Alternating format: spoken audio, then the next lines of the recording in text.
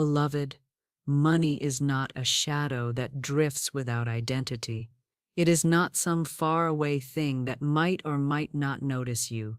Money is a living vibration, and vibration answers to the one who calls it clearly. Just as a child turns when their name is spoken with love, so does money respond when you call it by the name you give it in spirit.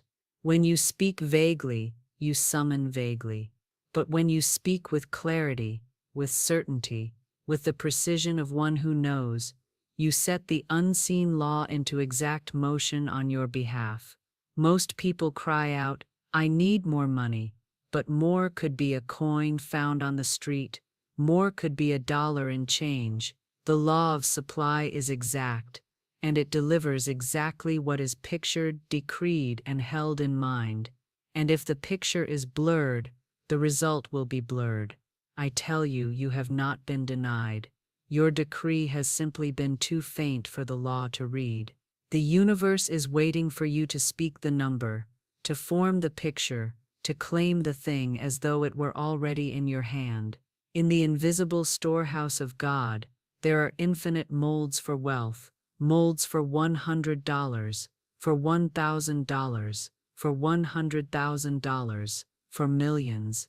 Each mold already exists, waiting for the one who will pick it up with the hand of faith and say, "This one is mine."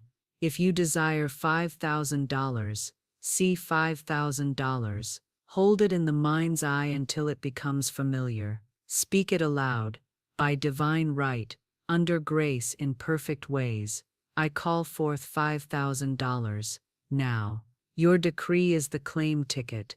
Your faith is the hand that redeems it. When you say the amount, do not tremble. Do not glance at your bank account to measure if it is possible. Faith does not measure by present resources. Faith measures by God's resources, and those have no limit. The only limit is the size of the mold you choose to hold. If you hold a thimble of belief, a thimble is what will be filled. But if you hold a bucket, a vault, a treasury in your mind, heaven will see to it that it overflows. And remember, beloved, this is not a game of greed. It is a game of clarity. If you ordered a garment, you would give your exact size so it would fit perfectly.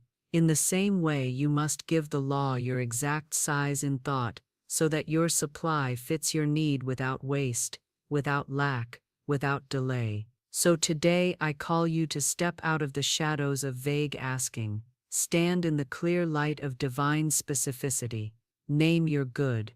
Picture it, feel it. Speak it as one who already possesses it. And know that the moment you do, the law begins to move, not tomorrow, not when it feels possible, but now. Your money is waiting, beloved, and it will turn toward you the instant you call it by name. Beloved, vague asking is like sending a letter with no address. It wanders in the invisible realm, unable to find its way to you. You say, "I want more money," and the law says, "How much is more?"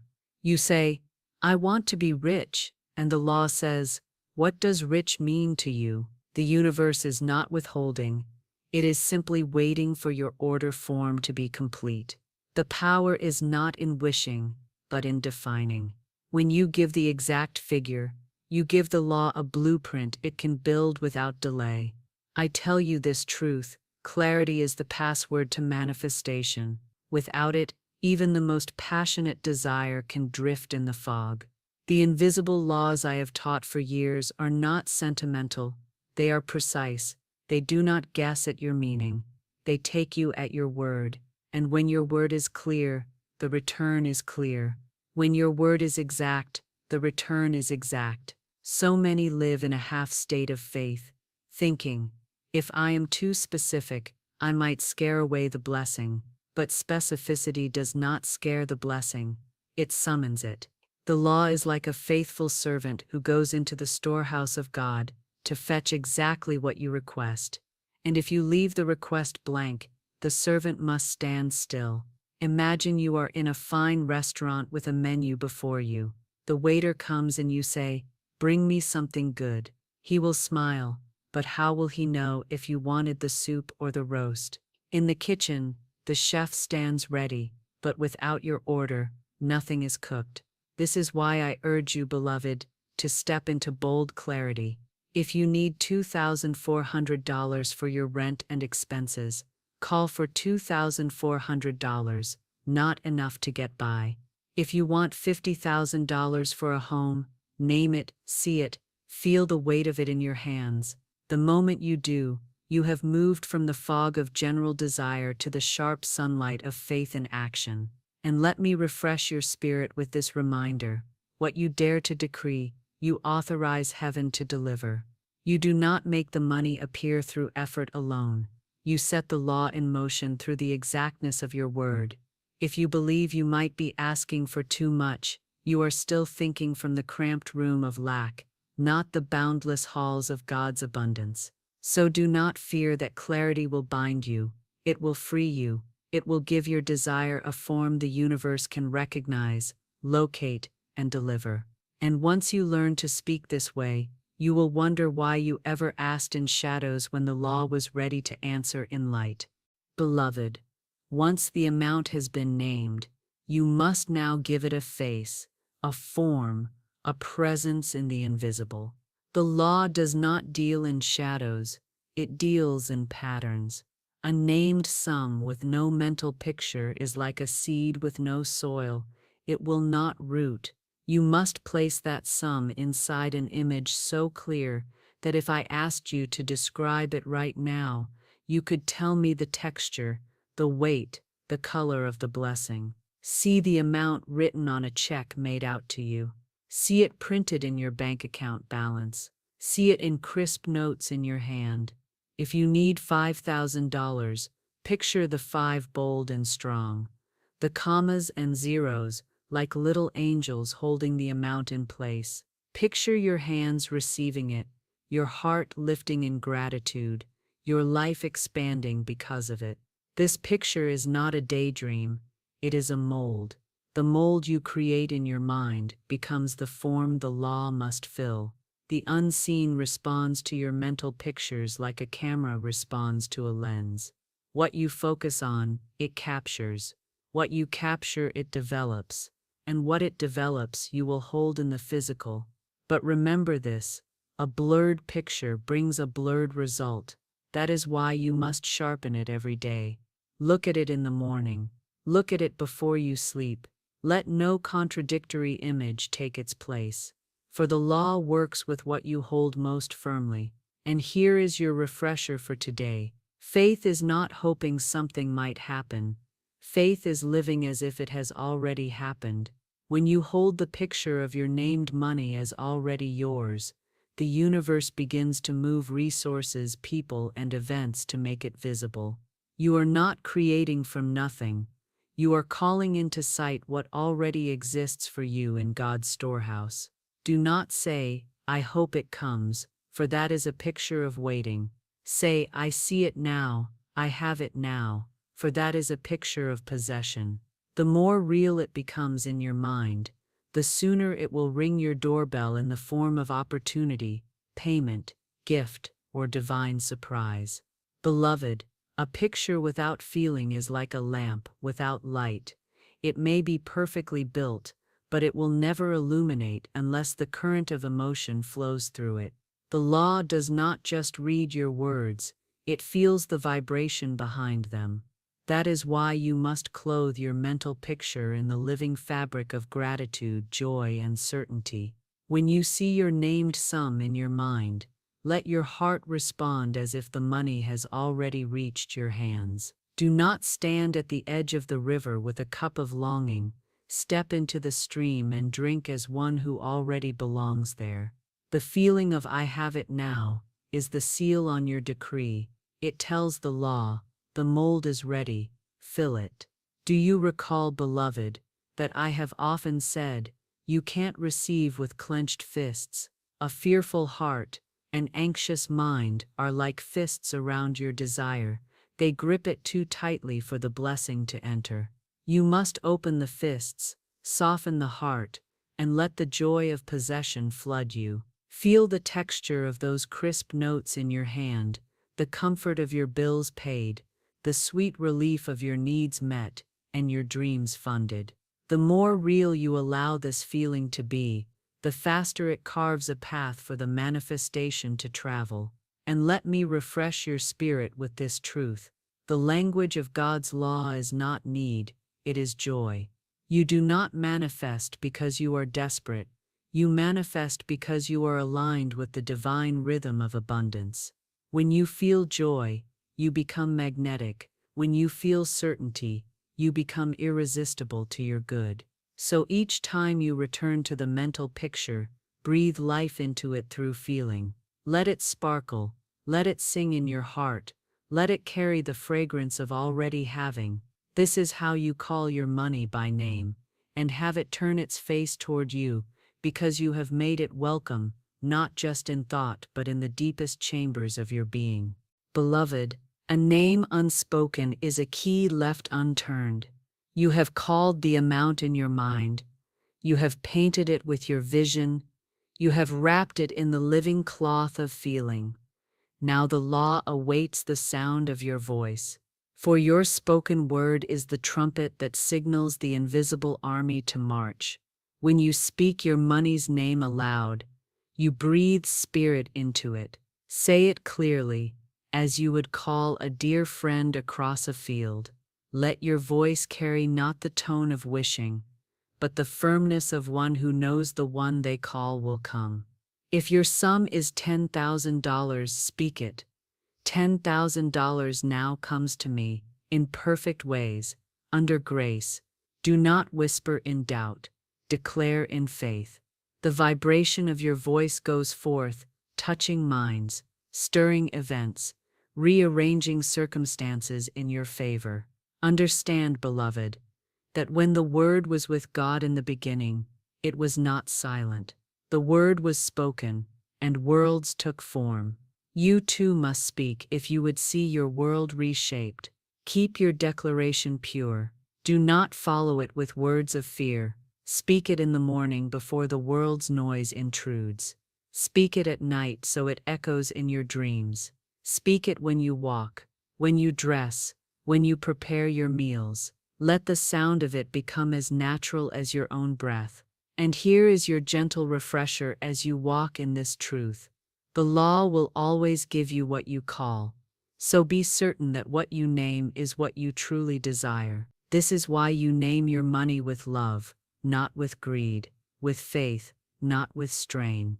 Each time you speak it, you place your order in the heavenly ledger, and heaven never forgets. When you call your money by name, with feeling and vision intact, you set in motion an answer that must arrive, whether by expected means or by what the world calls a miracle. It is not your task to know how. It is your joy to know it will. Beloved, the law is exact. It will not deliver to two addresses at once. When you call your money by name, you must remove every rival name you've spoken in the past. You cannot declare, $10,000 comes to me in perfect ways, and in the next breath, sigh, money never stays with me, without tearing the very bridge you're building. The law takes both orders, and the two will cancel each other. You must become single-minded. Imagine a ship's captain giving two different coordinates to his crew. The vessel would circle endlessly, never reaching shore. So it is with your words. Every time you speak a rival name, lack, delay, impossibility, you steer your abundance away from you. I tell you plainly, the law is deaf to excuses but attentive to patterns. It follows the trail of your most consistent decree. You may say, but Florence, I've spoken so many wrong names before. How can I undo them? Beloved, the moment you realize a rival name has escaped your lips, replace it immediately with the name of your true desire. If you catch yourself saying, I can't afford that, change it instantly to my supply is endless and all I need comes to me now. Do not scold yourself for the slip. Correct it and move on with joy. And here I refresh your heart with this truth. The universe does not punish, it aligns. The law is not keeping score of your mistakes, but it does keep account of your instructions. When you become unwavering in naming your good, the law obeys with precision. Each time you remove a rival name, you clear the pathway for your true decree to arrive without interference. You make your signal strong, undiluted, impossible to miss. And when your word is single, your harvest is certain. Beloved, once you have called your money by name and stripped away every rival name, your work is not to wait in worry but to keep the call alive until it arrives. Think of it as keeping a lantern lit in the window for a traveler. You do not know the exact hour they will appear, but you keep the light burning so they can find their way home. You keep the call alive through repetition that is joyful, not strained. The law responds to living words, not to weary pleading. Say it often, but say it as one watering a seed, not digging it up to see if it has grown. Every declaration is a drop of living water to the soil of your mind. This is why I tell you, speak your amount daily with the same certainty as you would announce the sunrise, because you know it will come. Do not let days pass in silence, for silence is like an untended fire. It grows cold. Keep the call in your heart, on your lips, in your atmosphere. Whisper it as you fold your clothes. Declare it as you walk to the door. Sing it while you prepare your morning tea. Let it become the sound that fills the air of your home, so much so that even your walls seem to echo it back. And here is your refreshing reminder. The energy you hold while waiting is the invitation your blessing reads to find you. If you keep your heart open, your voice steady, and your words consistent, you create a clear channel through which your supply flows.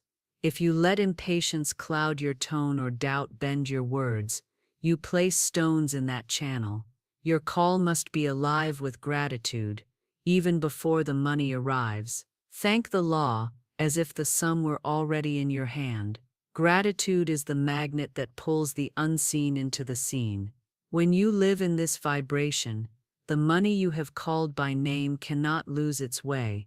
It must come, for the law does not deny the one who calls and keeps calling with unwavering faith. Beloved, when the thing you have called draws near, you must not speak of it as distant. The law responds to the vibration of now, not someday. If you keep saying it will come, you place it on the horizon, and the horizon always moves as you walk toward it. Instead, speak of your money as here, present, already accounted for. Say, this sum is mine now. It is in my possession in perfect ways, and let that truth sink into every cell of your body. Think of a host preparing for an honored guest. The wise host does not say, "One day you may arrive," but sets the table, makes the bed, lights the lamp, all as if the guest were stepping through the door. In the same way, prepare your life for the money you have named. Let your words and your actions be in harmony, so the law finds a ready dwelling place for your blessing. This is not pretending, it is aligning. You are not deceiving yourself. You are announcing the truth before the eyes can see it.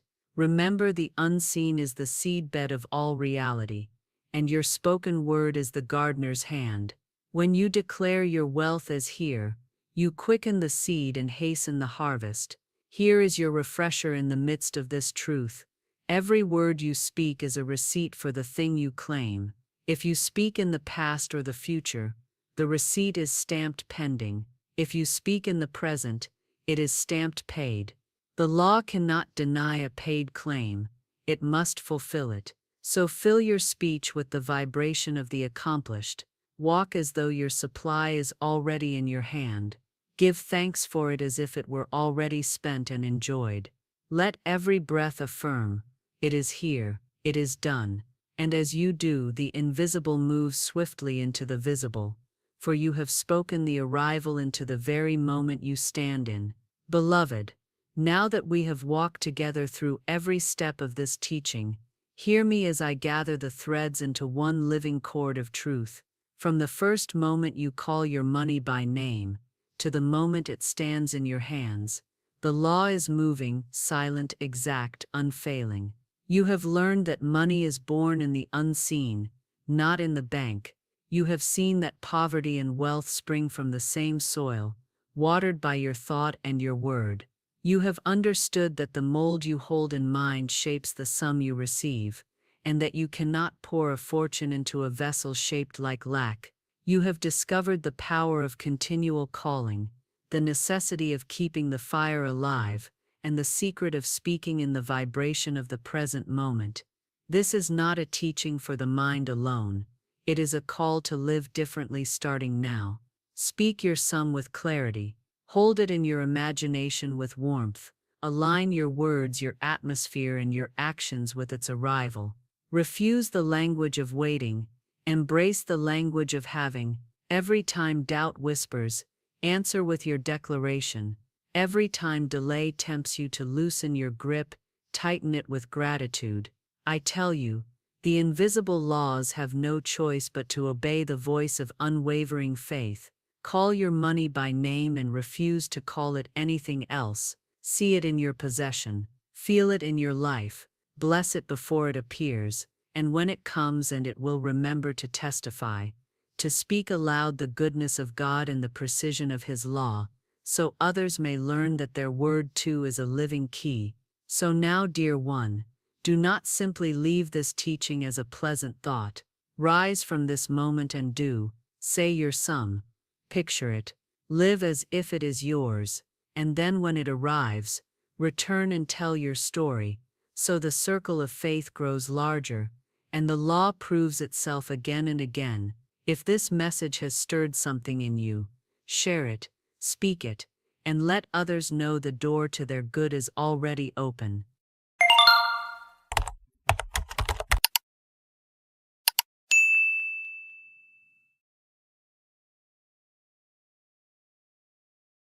Every thought you think is a seed, and every seed must bring forth after its kind. If the seed is one of lack, limitation, or fear, it will sprout in like manner. If the seed is one of faith, wealth, and abundance, it will return multiplied, pressed down and running over. The subconscious mind is a fertile soil, always ready to receive the impressions planted upon it. It never sleeps, never questions, never argues. While the body rests, the inner life continues its labor, shaping tomorrow with the substance of tonight's beliefs. When one aligns with the rhythm of infinite supply, wealth becomes natural, effortless, inevitable. The universe is a storehouse of good, overflowing with gold, silver, opportunities, and treasures. Poverty is but a shadow cast by unbelief.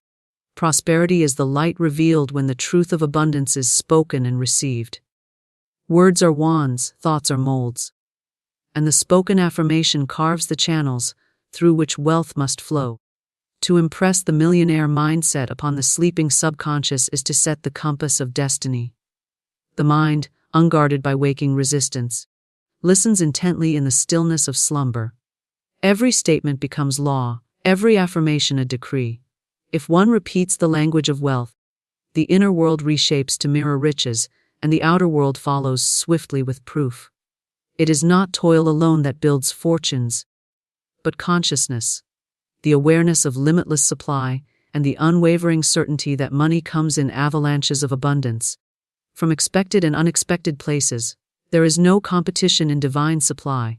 No man can take what belongs to you, and no delay can prevent what is already yours in spirit. To dwell upon shortage is to invite it, but to claim riches as your birthright is to open wide the floodgates of prosperity. Say within, I am one with infinite abundance. Wealth flows to me now.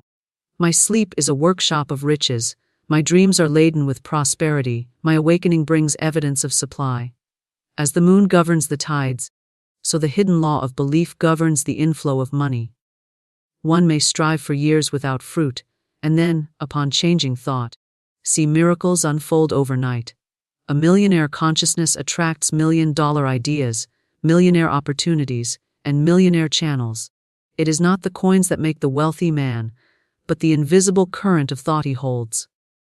Riches are a vibration, And to sleep in that vibration is to rise in the morning clothed with prosperity's mantle. Therefore, as you rest, let the affirmations of abundance whisper through your mind like a sacred lullaby. Let every word be a golden thread, weaving patterns of success. Let the subconscious accept only that which is opulent, magnificent, overflowing. For what you sow in the night, you shall reap in the light of day. To plant wealth in sleep is to awaken in riches. The millionaire mindset is not afar off, but here now, waiting to be claimed, impressed, and lived. Every thought you think is a seed. A seed once planted cannot help but bring forth after its own kind. The soil does not argue with the gardener. It does not choose to grow wheat when corn has been sown, it only yields in perfect likeness to what has been placed within it. So it is with the mind. The thoughts you hold are seeds dropped into the rich earth of consciousness, and each thought contains within itself the power to create its own harvest. If the thought is one of wealth, prosperity, and confidence, then riches must come. If the thought is one of lack, worry, or limitation, then struggle must follow. The invisible world of thought precedes the visible world of form, and the unseen seed is always more powerful than the harvest it produces. You may look at the present condition of your life and see only what has already sprung up from thoughts once planted, but the soil of mind is eternal and inexhaustible. It waits upon you moment by moment to sow again, to plant anew, to decide what kind of crop you desire. Every fleeting idea is a seed, every mental picture a kernel, every word spoken a planting. Nothing is wasted, nothing is overlooked, for the subconscious mind holds and nurtures every impression until it manifests in kind. Therefore, careless thinking is like scattering weeds across a field, and deliberate, abundant thinking is like sowing golden grain under the sun. Consider how one seed of corn, placed in the ground, does not return as one kernel only. It multiplies, creating ears heavy with hundreds of kernels, each capable of multiplying again. A single prosperous thought, repeated with conviction, magnifies itself, drawing to it opportunities, people, and circumstances that match its nature.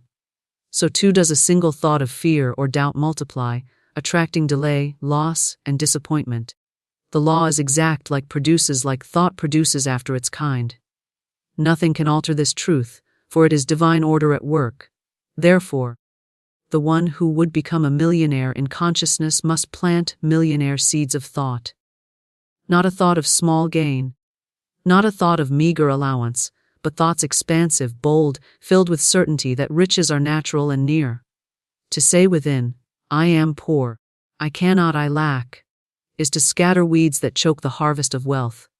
To affirm, I am rich in mind, rich in spirit, rich in supply, is to water the seed of prosperity until it grows into form.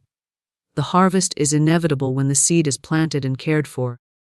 Just as surely as the farmer trusts the spring rains to bring life to his fields. The millionaire does not begin with millions in the bank, but with millions in his thought world, his vision, his imagination, his certainty that wealth belongs to him. These are the seeds from which his riches spring. The poor man who clings to ideas of struggle and limitation may win a fortune, and yet lose it, for his inner seeds do not match his outer gain. The rich man who holds the consciousness of abundance may lose all, yet soon attract it back again, for his inner garden is fertile with prosperous seeds. It is not the outer that sustains wealth, but the inner planting. To think a thought is to give it life. To repeat it is to water it. To imagine it in detail is to shine the sun upon it. To act in harmony with it is to cultivate the soil around it. Each process hastens its growth until the harvest comes swiftly, sometimes so swiftly that the world calls it a miracle. Yet it is only the law of sowing and reaping at work, the unseen made seen, the seed multiplied in its own likeness. When one holds thoughts of wealth with faith, he does not strain or force their growth, any more than the farmer pulls at the green shoots in the field. He trusts the process. He knows that the soil is faithful, that the law is unfailing, that the seed will produce if he does not uproot it with worry or doubt. Each thought of abundance quietly works below the surface, shaping unseen currents, influencing minds and circumstances, until the outer form appears. The wise sower does not demand to see immediate evidence, for he knows the harvest is certain if the planting is right. Every thought is creative. Every thought carries its own vibration and draws to it things of like vibration. When you hold a thought of prosperity, you align yourself with the great river of abundance that flows through all creation.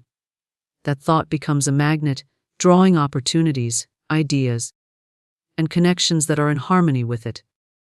To think rich thoughts is to step into the stream of riches. To think poor thoughts is to step aside from the flow and stand in dry ground. The choice belongs always to the thinker. Wealth does not come to those who wish for it idly, but to those who plant its seeds with deliberate intention. One cannot speak of lack all day, fret over bills, imagine poverty, and then expect riches to appear. For every word spoken is a planting, and the subconscious cannot yield corn when only thistles have been sown. But the one who fills his mind with images of gold, who speaks only of increase, who entertains only thoughts of overflowing supply, cannot help but see his life transformed. His field is heavy with rich harvest, because he planted richly. The truth is that you are always sowing, whether consciously or unconsciously. The mind never ceases from planting. Idle thoughts, careless words, repeated complaints. All of these are seeds dropped into the soil, and the harvest will come whether desired or not. To awaken to this truth is to take up the gardener's tools and plant with purpose. It is to choose thoughts of prosperity over thoughts of fear, to speak words of riches instead of words of struggle, to envision increase instead of decline. When the gardener takes control of the planting, the harvest can only be good. Thus, the great secret of the millionaire mindset is not hidden in toil or chance, but in the quiet planting of thoughts. Each idea is a beginning, each affirmation a seed. And when the thought is one of wealth, planted with conviction and nurtured with repetition, the harvest of riches is certain, multiplied, and overflowing. The subconscious mind is the silent servant of man, the hidden workshop where life is shaped and destiny is molded. It never sleeps, never questions, never argues, but receives every impression given to it and sets about bringing it into form. While the conscious mind grows weary, distracted by the sights and sounds of the outer world, the subconscious continues its ceaseless labor, building circumstances, drawing opportunities, and arranging conditions in perfect likeness to the thoughts and words impressed upon it. Sleep does not still its activity, rather it becomes more receptive, more open, more impressionable. For the conscious guard is lowered and resistance is at rest. The night becomes a sacred time in which seeds of truth, prosperity, and abundance may be most effectively sown. To understand this truth is to hold the key to effortless transformation. When the body sleeps, the conscious mind withdraws from its ceaseless chatter, and the subconscious lies wide open, like fertile soil awaiting seed. Every affirmation spoken, every idea repeated, every visualization entertained before slumber drifts directly into the deeper layers of mind. There, it takes root and grows without interruption, for there is no contradiction, no opposing argument, no denial.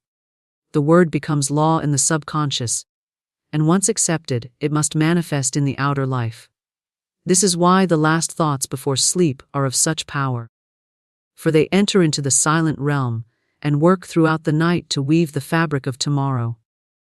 The subconscious mind is the builder of the body, the magnet of circumstances, the silent author of fortune.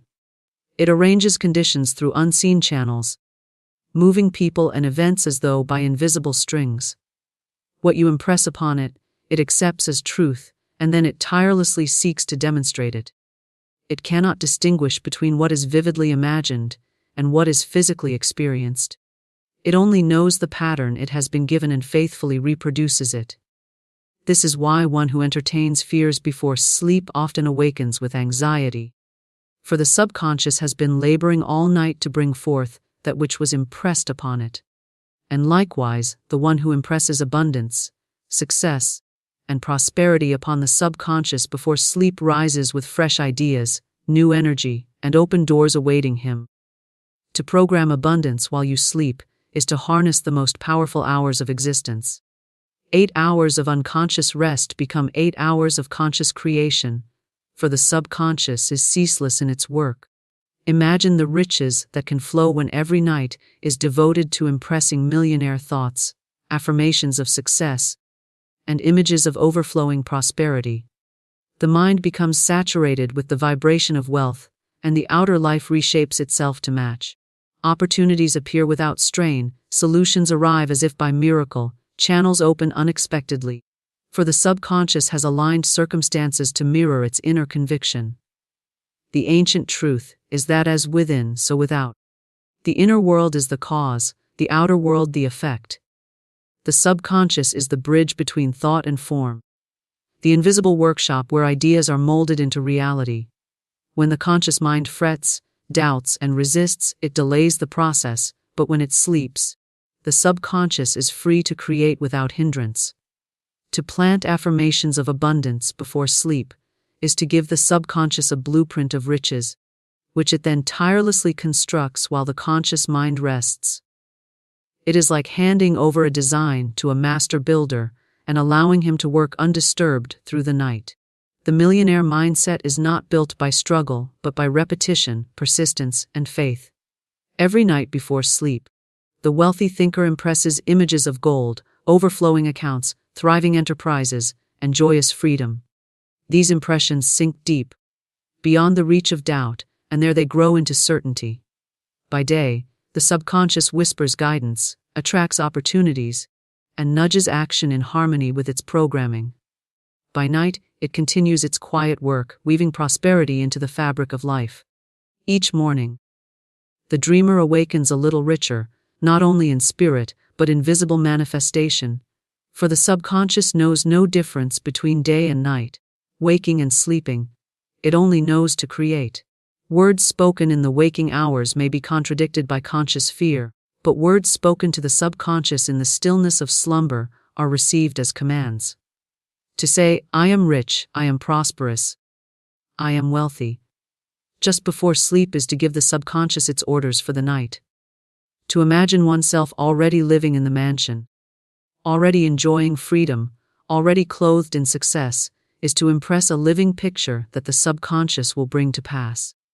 For it is the nature of the subconscious to act without delay, to move all things necessary to fulfill its pattern. The one who learns to use the hours of sleep wisely multiplies the power of thought, for every night becomes a workshop of wealth. It is not effort but belief that impresses the subconscious. The faint whisper of a thought, repeated with feeling, is more potent than 1,000 forced affirmations spoken without conviction. The subconscious responds to vivid imagination, to emotion, to repetition.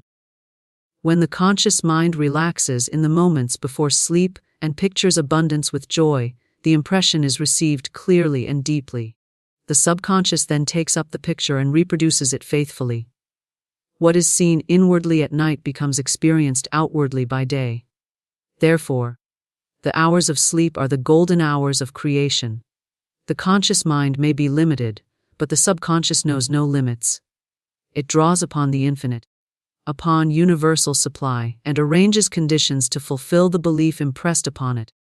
To impress wealth upon the subconscious while you sleep is to set the law of prosperity in motion without resistance, without fatigue, without delay.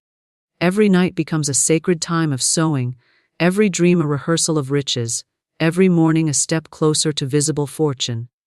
The subconscious is the silent servant, and in the stillness of slumber it is most attentive, most receptive, most willing to obey. Whoever learns this secret holds the key to limitless wealth, for the mind, once impressed with prosperity, cannot help but bring it forth. Abundance is the eternal birthright of man. From the beginning of time, the universe has been overflowing with supply, with riches uncounted, with treasures seen and unseen waiting to be claimed. The sun does not ration its light, the ocean does not measure its waves. The stars do not limit their shining. Nature herself is a living testimony of infinite provision, giving freely, lavishly, without thought of depletion. Lack is not written into the order of creation, It is the illusion born of fear and false belief. Abundance belongs to every soul as surely as the breath within their lungs, and to claim it is not arrogance but alignment with divine law. No competition exists in the realm of true supply, for what is yours cannot be taken, and what is another's cannot diminish your share.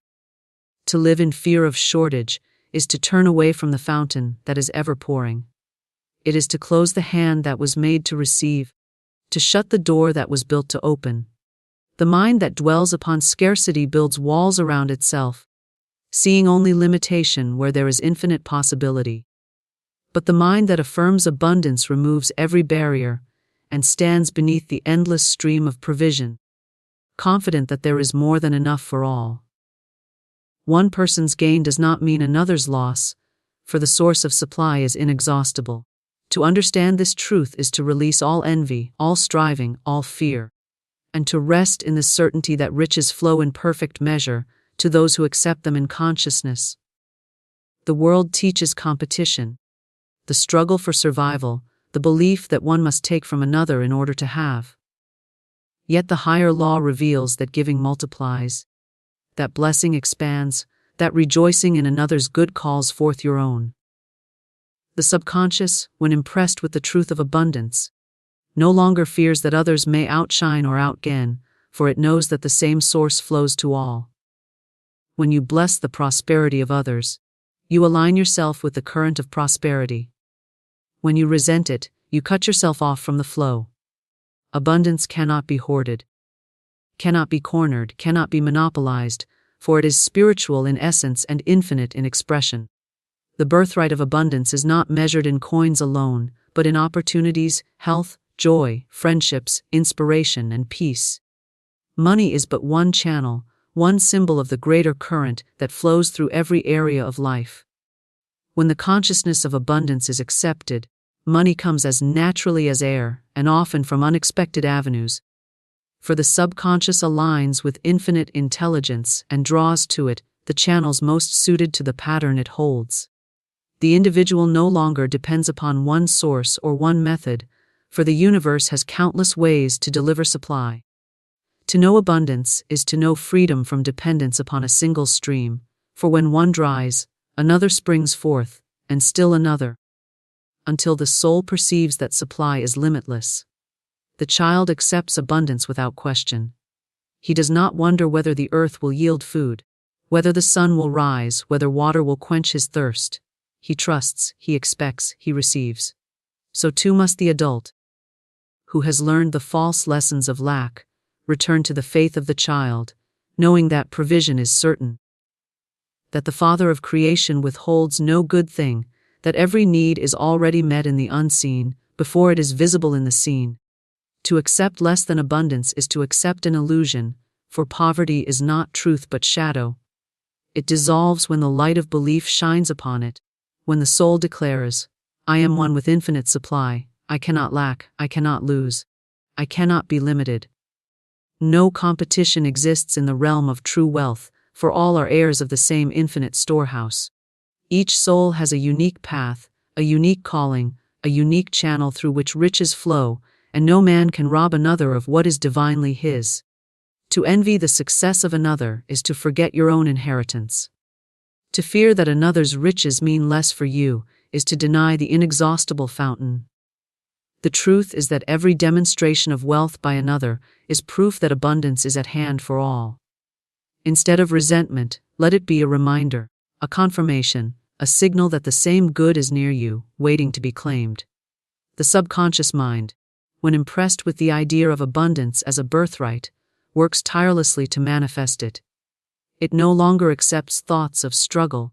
It rejects words of limitation. It opens doors that conscious effort could not force. It arranges circumstances with precision, bringing you into contact with opportunities, people, and ideas that match your conviction of plenty.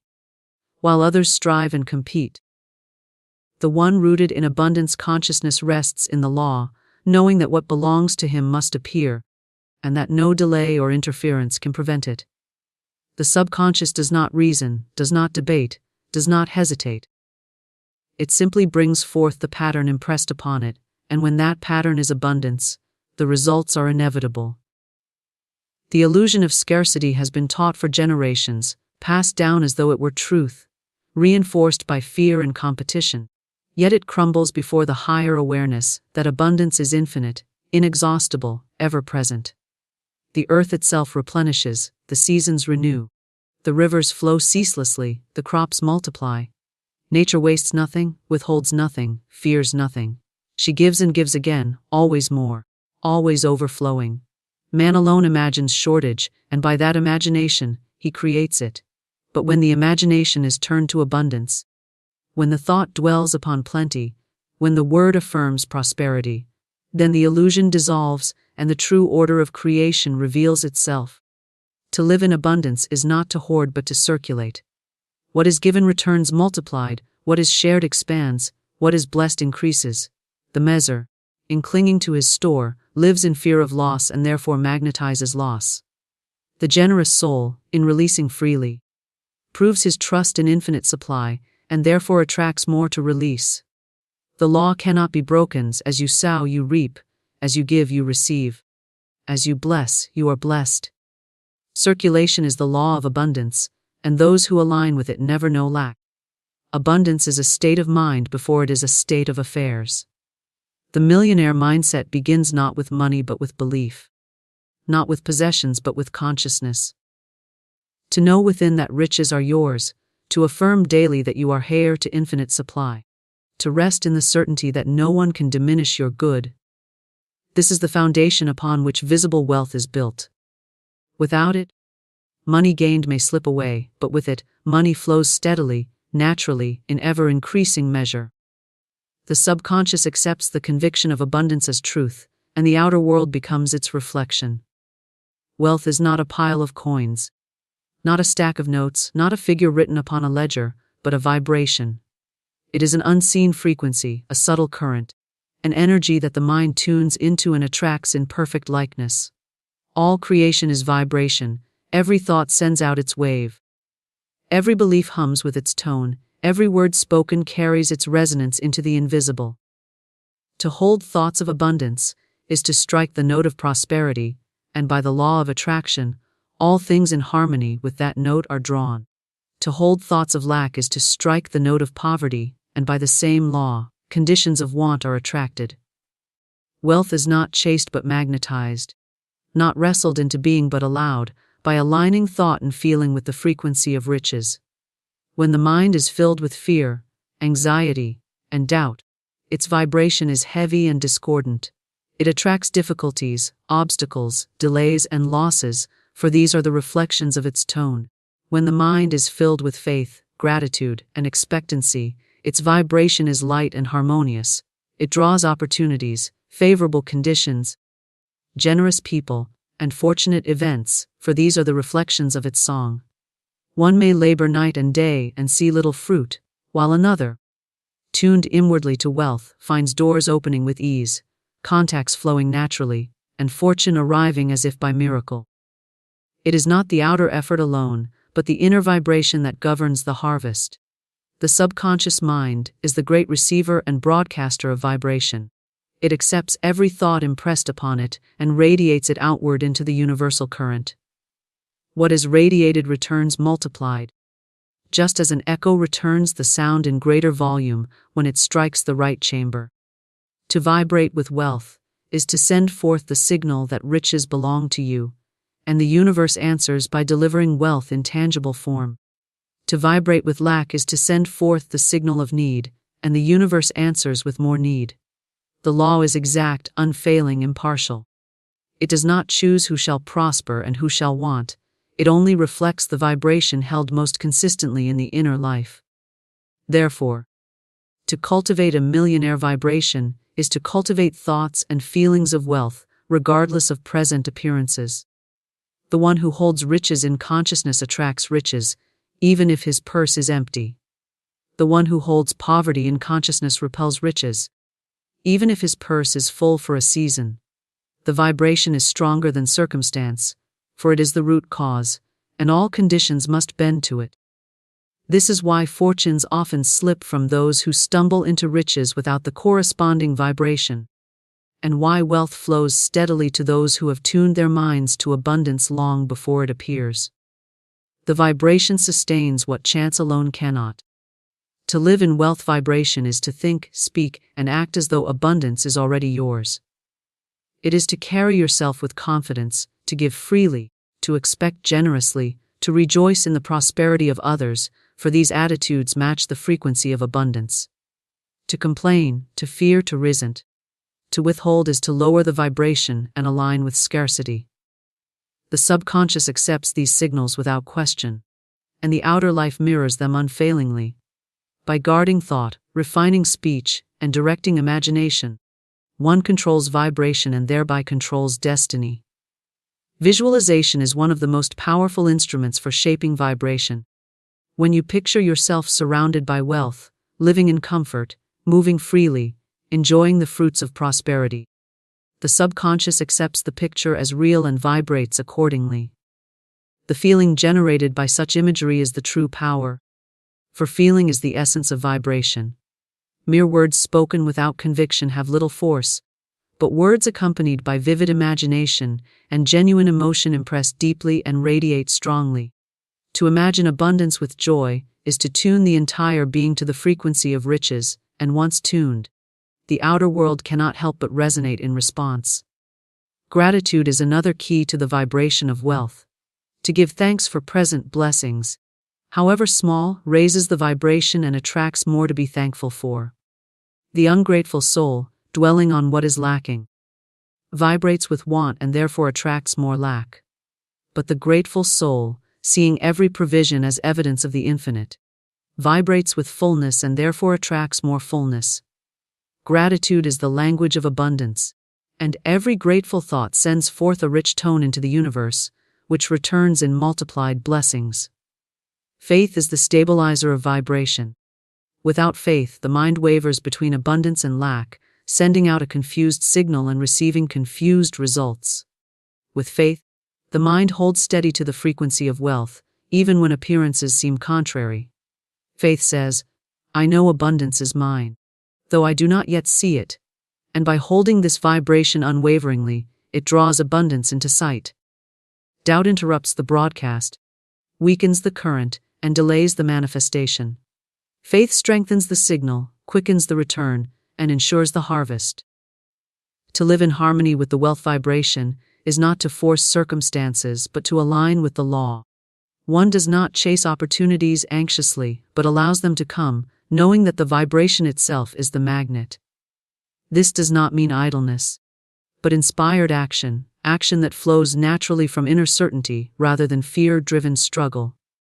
The subconscious, attuned to abundance, brings forth ideas, urges, and directions that lead to prosperity, and when followed with confidence, these lead to visible increase. It is not effort alone but effort aligned with vibration that multiplies results. The millionaire vibration is generous, expansive, fearless, confident. It does not cling or grasp, for it knows that supply is endless.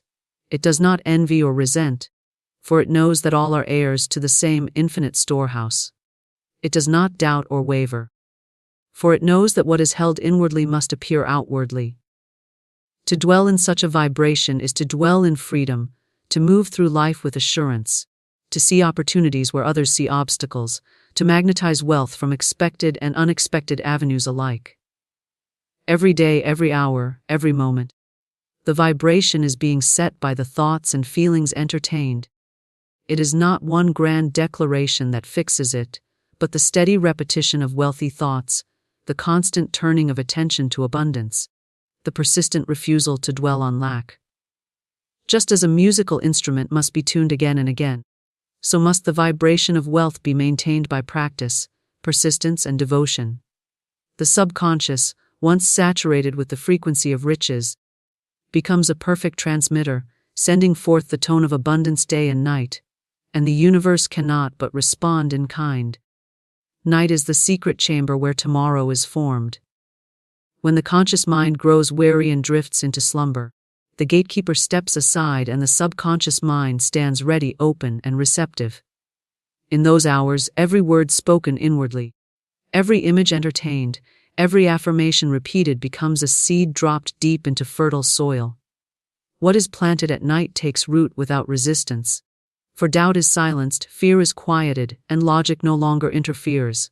The subconscious, ever faithful, accepts the impression as truth and begins to work through unseen channels to bring it into manifestation. To fill the mind with affirmations of prosperity before sleep is to whisper wealth into the depths of the soul, where it grows in silence and appears later as visible riches. The subconscious does not rest while the body sleeps, it continues its ceaseless labor, arranging circumstances, drawing people, and aligning events to match the vibration it has been given. If thoughts of lack and fear are the last to be entertained, they are carried into the night and multiplied, bringing restless dreams and anxious awakenings. But if thoughts of abundance and certainty are the final impressions, the subconscious carries them like golden instructions, working through the silent hours to weave conditions of wealth and ease. Every morning becomes a harvest of what was sown the night before, for the night is not a time of inactivity, but of hidden creation. The power of night affirmations lies in their repetition and their tone. A single declaration made with feeling before drifting to sleep has more potency than 100 words spoken without faith in the daytime.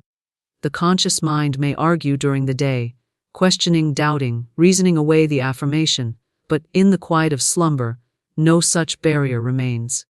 The subconscious absorbs the word like a sponge absorbs water, and once absorbed, it cannot help but produce after its kind. To say, "I am wealthy, I live in abundance, money flows to me now," with conviction before rest, is to hand the subconscious a blueprint of riches that it immediately begins to construct.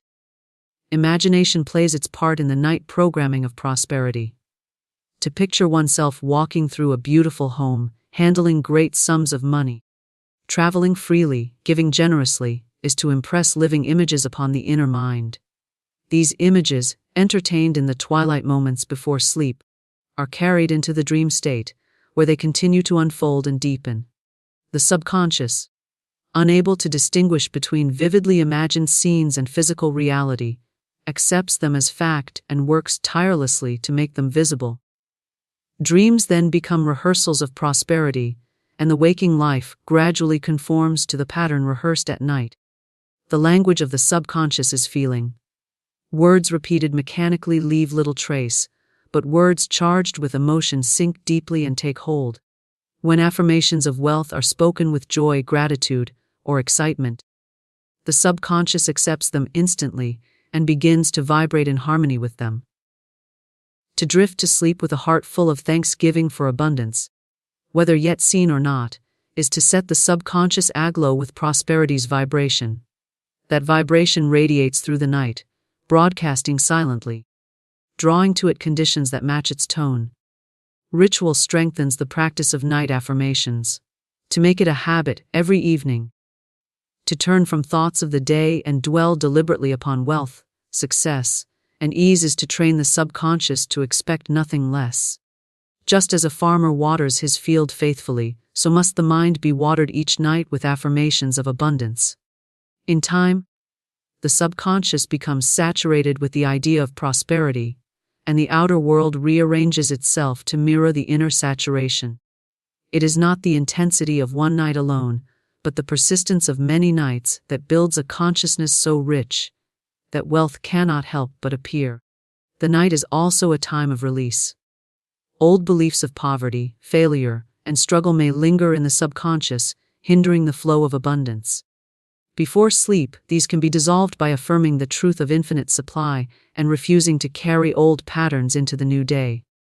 To say, "I release every thought of lack, I let go of all belief in limitation, I rest now in abundance," is to cleanse the subconscious of weeds before planting new seeds. Sleep then becomes not only a time of sowing but of clearing, ensuring that only prosperous impressions remain. The body heals in sleep, and so does the mind. Just as the cells repair and the nerves restore, so too does the subconscious renew its patterns when given new instructions. Each night of affirmations becomes a night of mental healing, replacing scarcity with abundance, fear with confidence, struggle with ease. In the morning, one rises not only refreshed in body, but renewed in spirit, carrying the invisible wealth consciousness that soon shapes visible wealth conditions. Sleep is thus transformed from passive rest into active creation, the most productive hours of the day, though they appear silent. Night affirmations are also a shield. In a world filled with messages of limitation, news of shortage, and voices of fear, the subconscious easily absorbs negative impressions. To guard it, one must deliberately overwrite those impressions before rest. By affirming prosperity at night, you protect the inner mind from the residue of the day, ensuring that only the vibration of wealth is carried into the long hours of subconscious activity. The world may speak of lack, but the subconscious will know only abundance, for that was the last instruction it received. Every word spoken before sleep echoes in the chambers of the subconscious, repeating itself through the night until it becomes a part of belief. Every image imagined before slumber is painted upon the canvas of the inner mind, where it grows brighter and clearer until it must be expressed outwardly. Every feeling carried into rest is magnified, returning with multiplied strength in the waking hours. This is the sacred rhythm of night affirmations. Thought becomes belief, belief becomes vibration, vibration becomes form. The one who understands this rhythm understands the secret of effortless creation. To fill the night with abundance is to fill the day with prosperity. To let the last moments before sleep be devoted to wealth is to let the subconscious mind weave prosperity into every fiber of being. Each night becomes a workshop of riches, each dream a rehearsal of success, each awakening a step deeper into visible abundance. The subconscious, faithful servant of thought, works most diligently in the silence of slumber, and what you give it at night, it must return to you by day. There is a number, hidden in the folds of life, a key so simple yet so mighty that it unlocks the gates of abundance. To the world, it may appear as nothing more than a digit, an ordinary symbol upon a page. Yet to the one who understands, it becomes the golden channel through which prosperity pours, as rain falls upon a thirsty garden. This number does not merely count, it commands. It is not simply arithmetic, it is alchemy. For in truth, the universe is governed by divine law, and every law has its key, its password, its vibration. When man aligns himself with this vibration, he ceases to toil in the dust of chance, and instead steps into the rhythm of certainty. Money, wealth, and supply are not chased nor begged for. They flow, for they are already present in the invisible realm, waiting for the summons of right thought, right word, and right number. Too often, humanity has been taught that money is hard to earn, difficult to hold, and quick to vanish. They clutch and strain, fearful of loss, and by this fear they invite the very lack they dread. But Spirit reveals another way, the way of recognition, the way of command. Just as rain falls not because of man's effort, but because of the laws of heaven, so does money descend when man aligns with the law of abundance. The number that makes it rain money is not of man's invention, it is of divine origin, etched into the fabric of creation itself. The spoken word is power, but the spoken word combined with number is precision. Numbers are symbols of cosmic order, and to speak or meditate upon the right one is to strike the tuning fork of heaven. One need not struggle, for the vibration goes forth, calling supply from the four corners of the earth. The farmer does not demand the seed to sprout, he simply plants, waters, and knows. So it is with the number. Once understood and held in faith, it grows the harvest of money, pressed down, shaken together, and running over. This number is not given to arouse greed but to awaken remembrance. For man was never meant to live in poverty or in fear of tomorrow. He was meant to live in freedom, to bless and to give, to build and to create. Money, rightly understood, is the servant of spirit, a symbol of circulation. And as the rain returns to the sea, so does wealth return to its source when guided by wisdom and love. Therefore, when one learns the secret of the number that makes it rain money, he no longer asks, "How shall I get?" but rather, "How shall I align?" He no longer sees money as a stranger to be pursued, but as a faithful companion, forever arriving at the appointed hour. This is the mystery of abundance made plain, the invisible becoming visible, the Word made flesh in the form of provision. Money flows through alignment, not struggle. The world has taught mankind to believe that toil is the only doorway to prosperity, that long hours of labor, endless effort, and the sacrifice of joy are the price one must pay for the smallest crumb of supply. Yet this teaching is the shadow of truth, not truth itself. For when one observes the ways of nature, one does not find strain. The sun does not wrestle to shine. The rain does not argue with the clouds before it falls. The seed does not beg the soil to let it grow. All things move in their rightful rhythm, guided by the great law that governs all. In this rhythm there is no tension, no anxiety, no pushing against resistance. There is only alignment. And in alignment lies the effortless manifestation of every good thing, including money. To understand alignment, one must first cast aside the belief that money is separate from spirit. For as long as man imagines money to be material only, a substance to be grasped by the hands and hoarded in banks, he remains a stranger to its true nature. Money is energy, a current of divine supply, moving ceaselessly like a river. When man aligns with its current, he is carried with ease into abundance. When he resists through fear, doubt, or struggle, he stands as a rock in the river, battered by the very flow that could have borne him to freedom. Struggle is born of separation. It is the belief that one must pull prosperity from the world by force, that one must fight for a limited share in a realm of scarcity. But this belief is illusion, for spirit is infinite and cannot be measured by the world's small standards. When one turns inward, to the secret place of the Most High, and sees supply as already present, already assured, the grip of struggle loosens. He no longer labors to create what is already his by divine right. He simply aligns his thought, his word, and his expectation with the truth of abundance. This alignment is not passive, but it is not strain. It is the clear recognition that the universe is ordered, and that prosperity is a part of that order. To align is to think in harmony with divine law. To affirm that wealth flows because wealth is natural, to know that money comes because money belongs. It is to live in faith rather than fear, gratitude rather than complaint, and vision rather than despair. When the mind is tuned to this vibration, money flows as surely as breath enters the lungs. There is no chasing, no clinging, no demanding. There is simply receiving, as a child receives the morning light without effort, without question. Consider the one who struggles. He rises early, anxious to make ends meet, his mind filled with worry, his hands restless with tasks. Yet at every turn, obstacles seem to multiply. Bills appear faster than wages. Opportunities slip through his fingers. What he builds with great effort collapses with greater speed. Why? Because struggle is a declaration of lack. To struggle is to say, I do not believe supply will come unless I force it. That belief alone shuts the door. For spirit responds not to fear but to faith, not to tension but to trust. Now consider the one who aligns. She goes about her work with joy, not driven by fear but guided by vision. She gives thanks for the money already in her hand, no matter how small, and blesses it as seed for the harvest. She speaks of abundance rather than lack, of opportunities rather than obstacles. When bills arrive, she does not tremble but affirms. These are proof that supply is already on its way. And so it is. Money finds her sometimes through expected channels, often through miraculous ones. Doors open that she did not knock upon.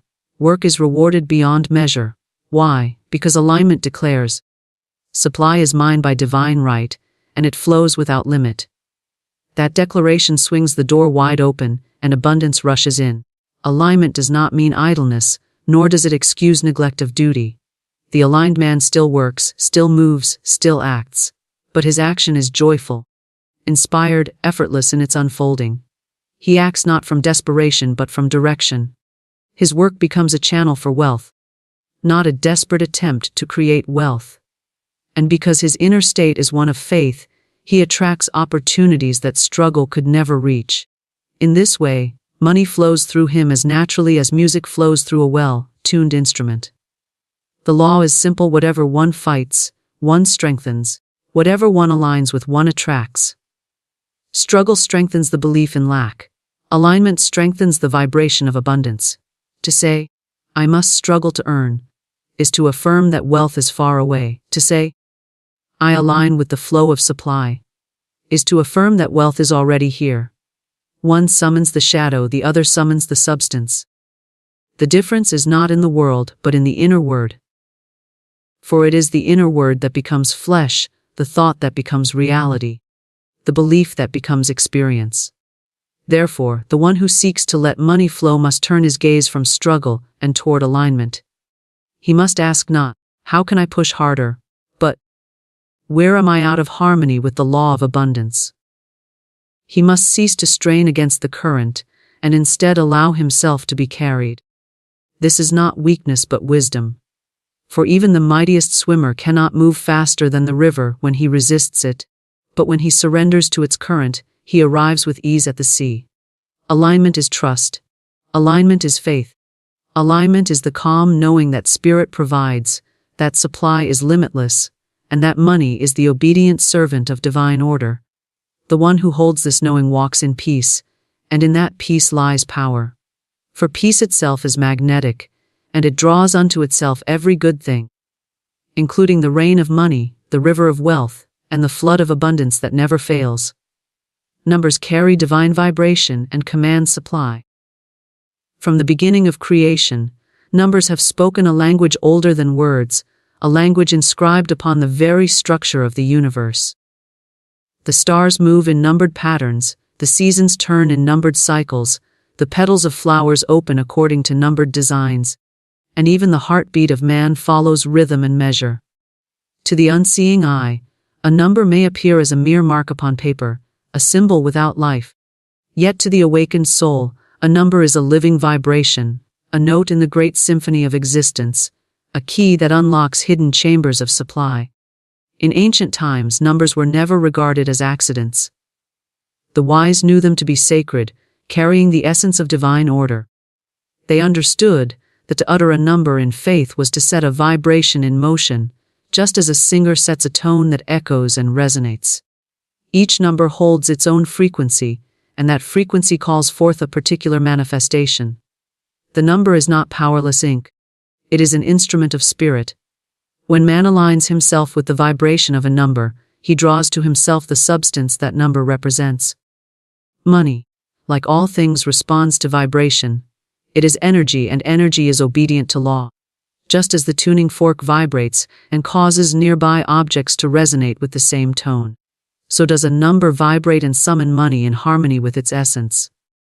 This is why some men, without effort, attract wealth again and again, while others seem to repel it despite their labor.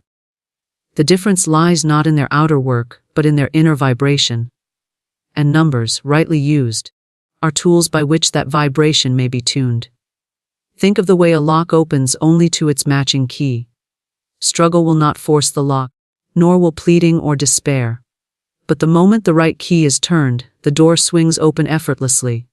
So it is with numbers. They are the keys designed for the locks of life. When man speaks or meditates upon the right number with faith, he turns the key that commands supply to flow. What others chase in vain, he receives with ease, for he has entered the code of divine mathematics. There are those who dismiss numbers as superstition, who imagine that wealth depends only upon human effort or chance. Yet even they, unknowingly, are ruled by number. Their days are numbered, their breaths are numbered, their successes and failures occur within numbered cycles. Whether acknowledged or denied, the law of numbers remains. To resist it is to stumble in darkness. To embrace it is to walk in light. For to know the vibration of numbers is to know the very rhythm of abundance itself. The number is not to be worshipped, for it is not a god in itself, but it is the vessel through which divine power moves. Just as electricity requires a wire, so spirit requires a channel. And numbers are among the purest channels of all. When a man declares a number with conviction, he aligns himself with its vibration, and the universe responds. If the number is one of expansion, opportunities multiply before him. If the number is one of increase, his supply grows and circulates. If the number is one of harmony, debts dissolve and money comes in balance. Numbers command because they are commands written into the fabric of creation. Consider the builder who measures every stone by number, for without measure the structure would collapse. Consider the musician who plays by numbered beats, for without rhythm the music would be noise. So too is money governed by number. The man who ignores this truth builds his finances on sand, unstable and uncertain. The man who embraces it builds upon rock, where wealth flows steadily, anchored by divine order. For money responds not to chaos but to rhythm, not to fear but to harmony, not to confusion but to command. When one repeats a number in meditation, with focused thought and unwavering faith, he is not engaging in idle fancy but in spiritual science. He is striking a tone in the unseen realm, a tone that reverberates through the ethers and summons its likeness in material form. Just as a seed planted in the ground draws to itself water, sunlight, and soil until it bursts forth as a tree, so does a number, planted in the mind with faith, draw to itself money, opportunity, and supply until it manifests in visible abundance. Numbers are precise, and therefore their use requires purity of intent. A man cannot half believe and expect full results. He cannot declare one vibration while entertaining the opposite in fear. The number must be spoken as law, with certainty that the law is already fulfilled. For numbers do not bow to doubt, they bow only to faith. To repeat a number with anxiety is to scatter the seed upon barren ground. To repeat it with calm knowing is to place the seed in fertile soil, where increase is inevitable. Money flows to the vibration of numbers, just as water flows to the lowest ground. It seeks the channel that is open, unobstructed and aligned. The one who fills his consciousness with numbers of increase creates such a channel. He need not chase supply. Supply comes of its own accord. It comes in ways the world calls chance, yet there is no chance in spirit, only law. And the law declares that vibration commands manifestation. Numbers are the words of this law, clear, exact, eternal. In every sacred text, numbers appear as signs of power. 40 days, 7-fold blessings, 12 gates, 3-fold cords. These are not accidents of language but revelations of vibration. They whisper that numbers shape reality, that they carry within them the mysteries of supply and increase. To read them only as history is to miss their living message. They are instructions for alignment, codes for abundance, doorways through which money and provision enter the life of the believer. The man who learns to see numbers as vibrations no longer regards them with casual eyes. He blesses the number in his bank account, no matter how small. For he knows it is a seed capable of multiplication. He declares numbers of expansion over his affairs, knowing that spirit obeys the vibration. He is careful with his words, for he knows every number spoken is a tone struck in the great instrument of life. And because he honors the numbers honor him, multiplying his supply, commanding money to flow, and establishing abundance as his natural state. Fear of loss attracts lack. Faith summons abundance. Within the hidden laws that govern life, this principle moves as surely as day follows night. For whatever man fears, he draws closer, and whatever he believes, he brings forth.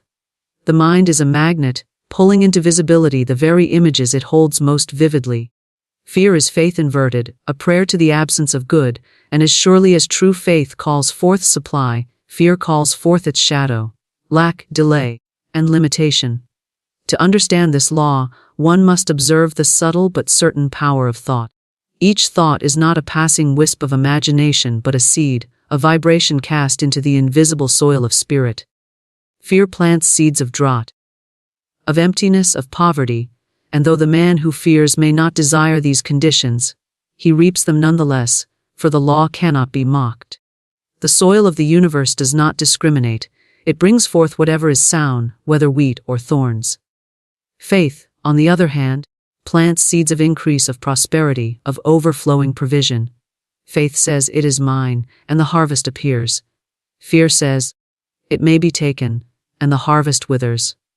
Money is especially sensitive to this law, for money is circulation, a current that reflects the state of the one who holds it. When a man clutches money tightly, fearing its loss, he creates the very vacuum he dreads. He dams the river that was meant to flow, and soon finds the waters drying up. His hoarding does not preserve supply, it repels it. The fearful thought sets up an atmosphere of resistance, and money, being energy, withdraws where it is not welcomed in freedom. Yet when one holds money with faith, using it with joy, giving it with generosity, and blessing it with gratitude, more rushes in to fill the space. For faith opens the channel wide, declaring that supply is endless, and so endless supply arrives. Fear is always rooted in the illusion of separation. It whispers that man is cut off from his source, that provision is uncertain, that tomorrow may betray him. Faith, however, knows the truth. That spirit is the unfailing supplier, that wealth is eternal in the invisible realm, that man is never abandoned to chance. To fear loss is to forget one's divine inheritance. To live in faith is to remember that the Father's house has many mansions, and that abundance is the rightful portion of every soul. The fearful man often labors harder than all others.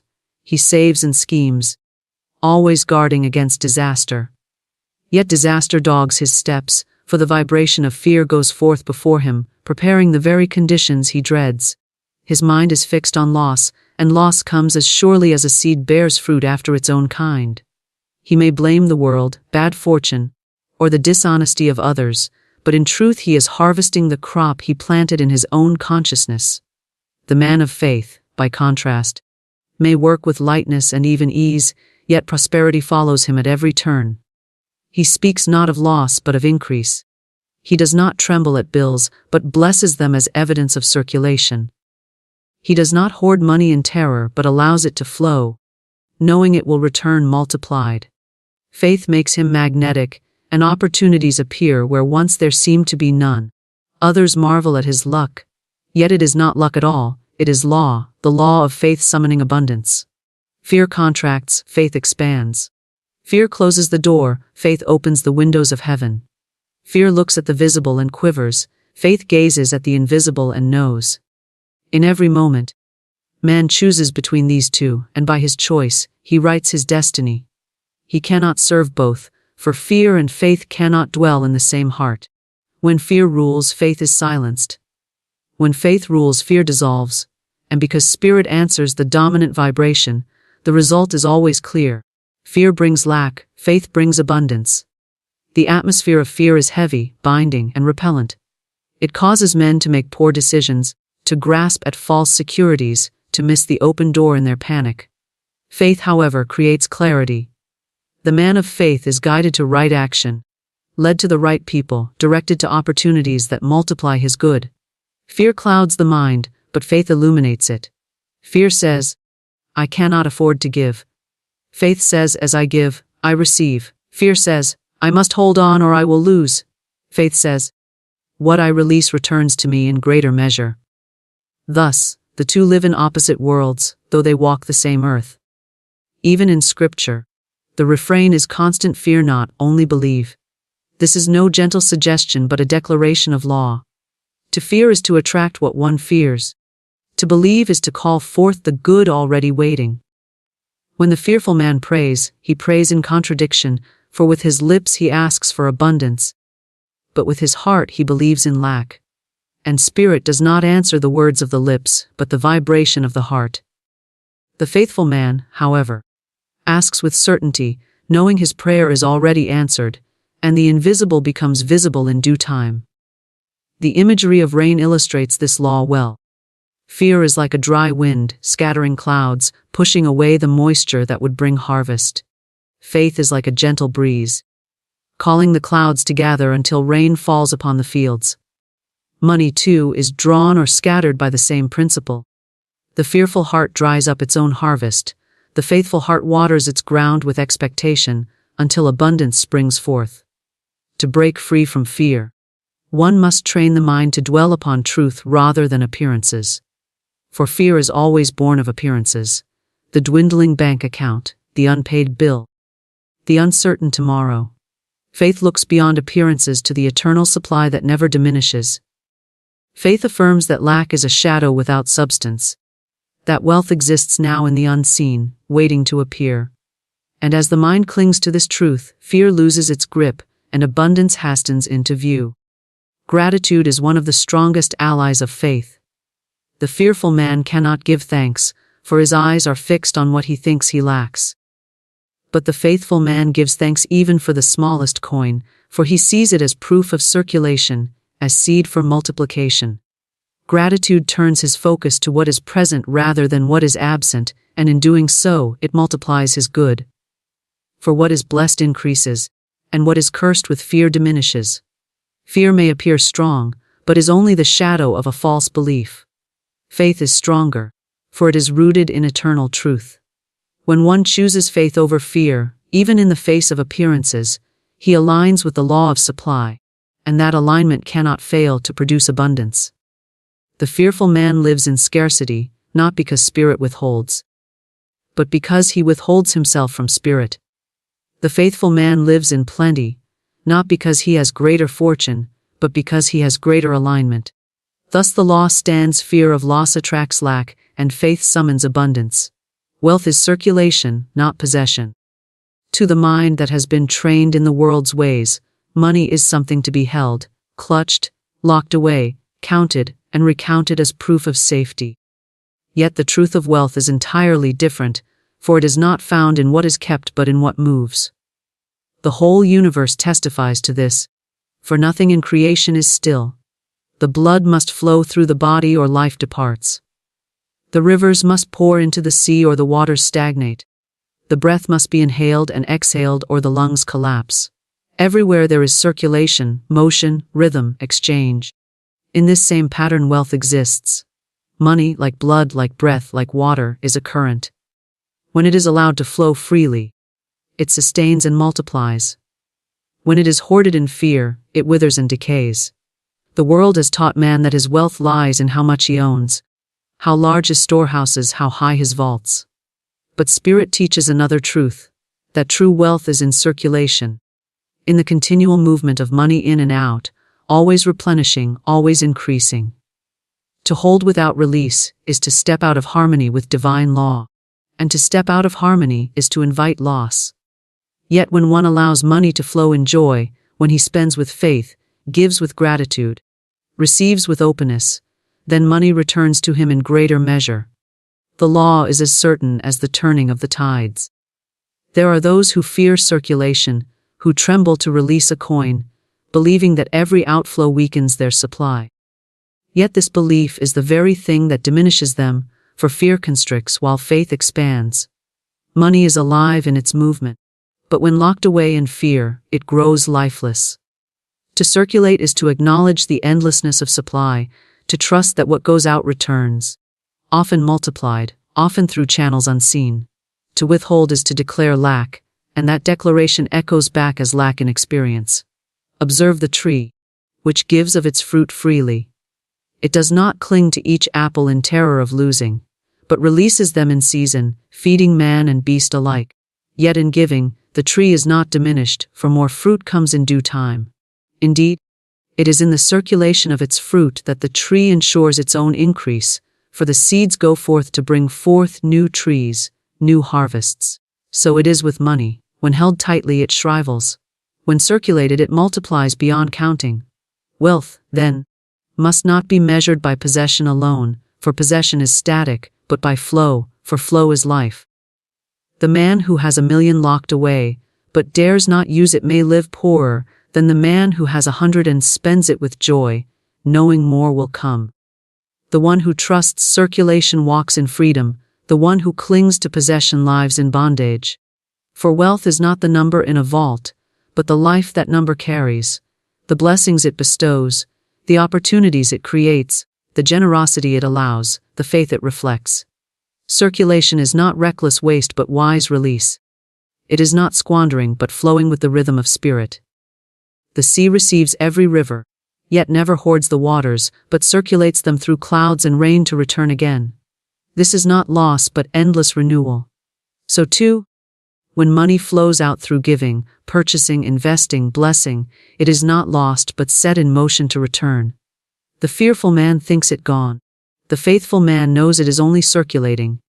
He sees every outflow as seed planted, destined to return with harvest. There is no greater illusion than the belief that one can secure wealth by hoarding.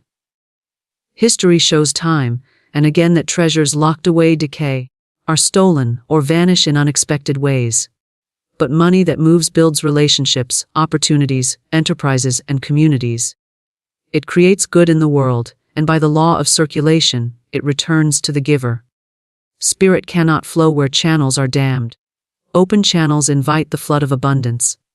The open hand is filled again and again, the closed fist cannot receive.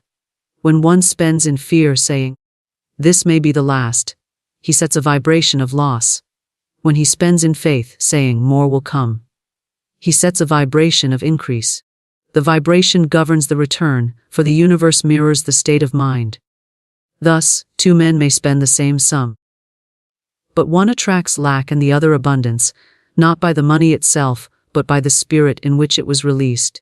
Circulation infused with faith is magnetic, circulation infused with fear is corrosive. Giving is one of the highest forms of circulation, for it acknowledges that supply is limitless. The giver declares, "I have enough to bless another," and by that declaration, more is summoned to him. It is not the size of the gift, but the spirit of it that opens the channel. A coin given with love calls forth greater return than a fortune hoarded in terror. For giving is sowing, and sowing is the assurance of reaping. The farmer who withholds his seed may starve.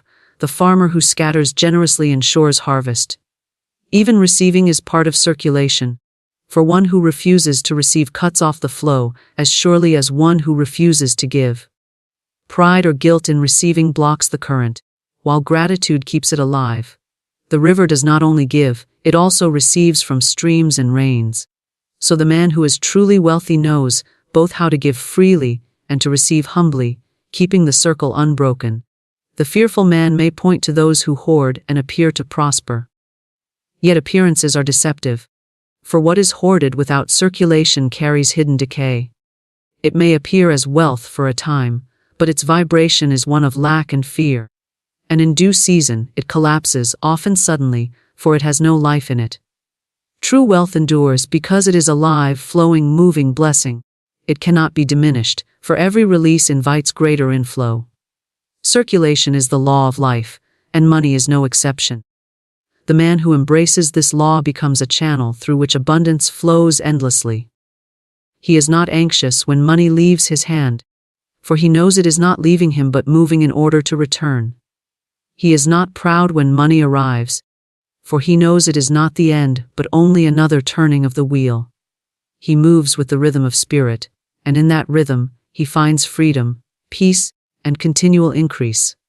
Wealth, therefore, is never possession but circulation, never stillness but flow, never fear but faith in the eternal movement of supply. The right number is the key that opens the floodgates of prosperity. In the unseen laws of spirit, nothing is random, nothing without measure. The very universe is built upon order, harmony, and proportion, and this order reveals itself through numbers. The stars move in their appointed cycles, the tides rise and fall by numbered rhythm, the heart beats to a measured pulse. And the very structure of creation is governed by mathematics so perfect that no accident could produce it.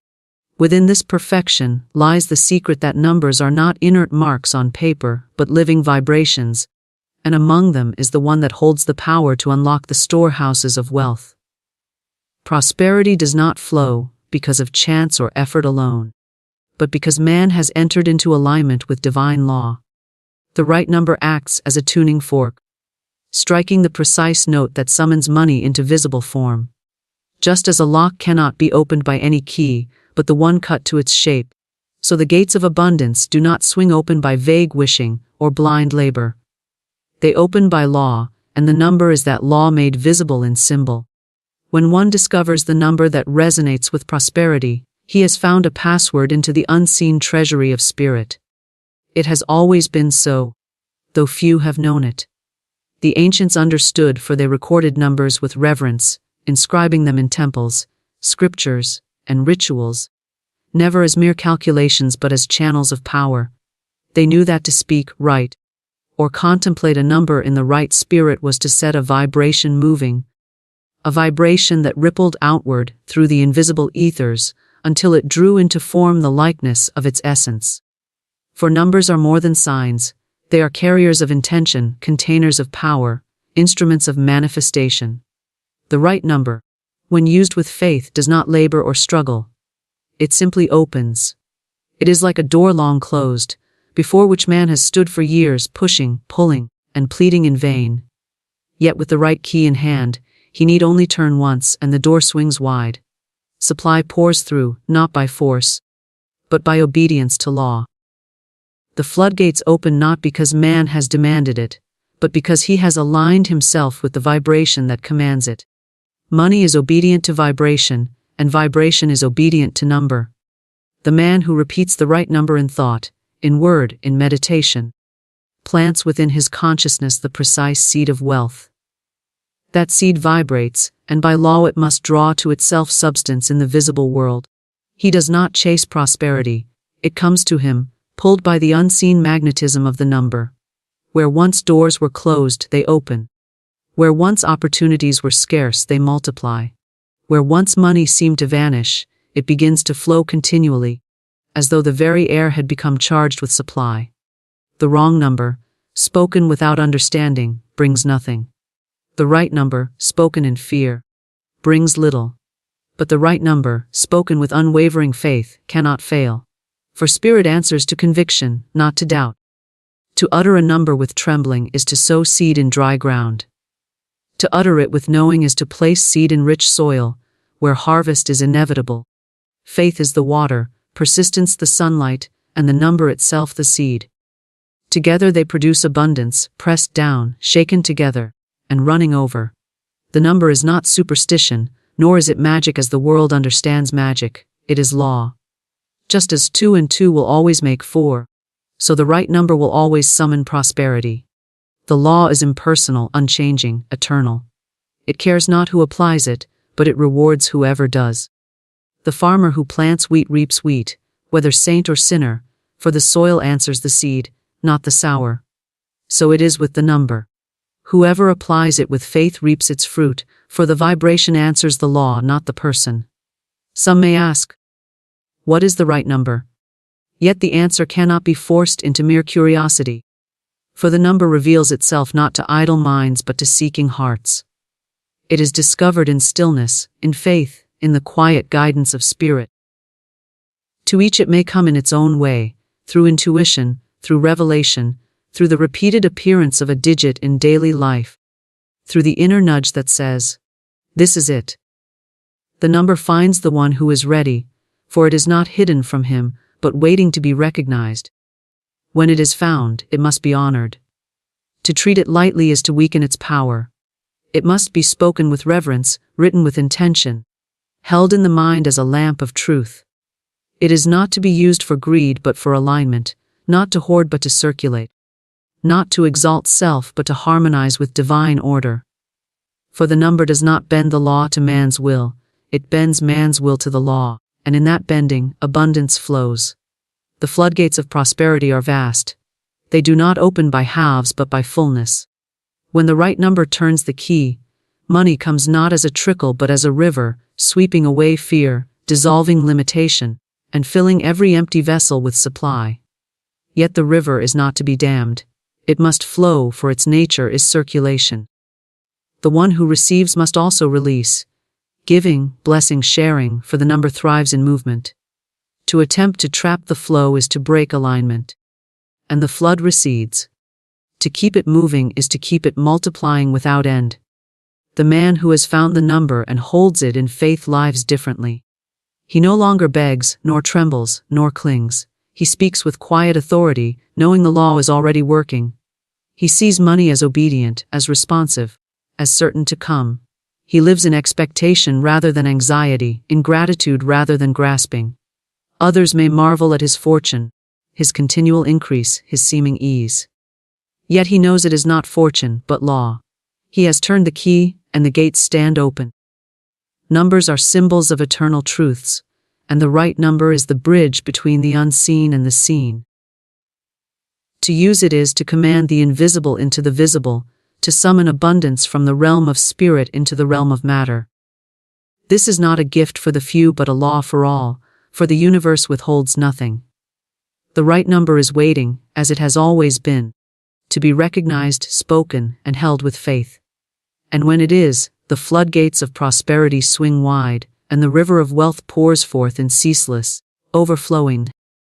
There is a law at work in this universe, a law as exact as mathematics, as certain as the rising of the sun. Many believe that winning the lottery is a matter of chance, a slip of paper drawn at random, a fortune that falls upon the lucky few. But I say to you now, nothing is chance. Nothing is luck. There is a divine design, a pattern that governs all things, and when the soul is attuned to it, what seems miraculous becomes natural. The lottery, that symbol of sudden wealth, of freedom and abundance, is not merely tickets and numbers. It is a picture of life itself. For the greatest lottery is not played with coins or cards, but with thoughts, with words, with the imagination. The secret is not to strive, not to labor, not to chase, but to listen. Listen once, and listen deeply, to the voice of intuition, the whisper of spirit, the command that comes not from fear but from faith. We live in a world where multitudes toil endlessly, believing that struggle alone will purchase their reward. They forget that true riches do not come by grinding effort, but by the effortless alignment of the inner self with the infinite supply. To win, one does not need to exhaust the body or twist the mind into knots of worry. To win, one needs only to surrender. The act is not doing but allowing, not pushing but receiving, not striving but standing still in perfect assurance. Think of a radio that hums with static until the dial is set to the exact frequency.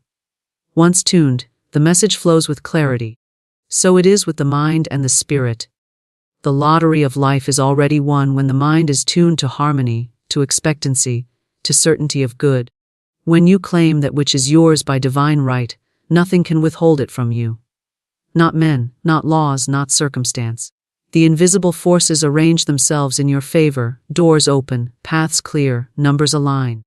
And that which seemed improbable is delivered with perfect precision. Do not be deceived by appearances. Do not measure your chance of success by the reasoning of the world. For the world says only a few can win, only the odds matter, only statistics rule. But Spirit says all things are possible, all supply is infinite, and what belongs to you cannot be lost. Listen once to that inner word, and it is enough. The moment you hear it, you need not chase, you need not doubt, you need not labor. The seed is planted, and it must bear fruit. So the lottery is not about chance but choice. The choice to believe, the choice to affirm, the choice to step into alignment with that which is already yours. And when you do, the universe responds, swiftly, surely, and without fail. The universe operates by divine law, not chance. This truth is the cornerstone upon which every seeming miracle rests, for what appears as accident or coincidence to the natural eye is, in reality, the precise unfolding of spiritual law.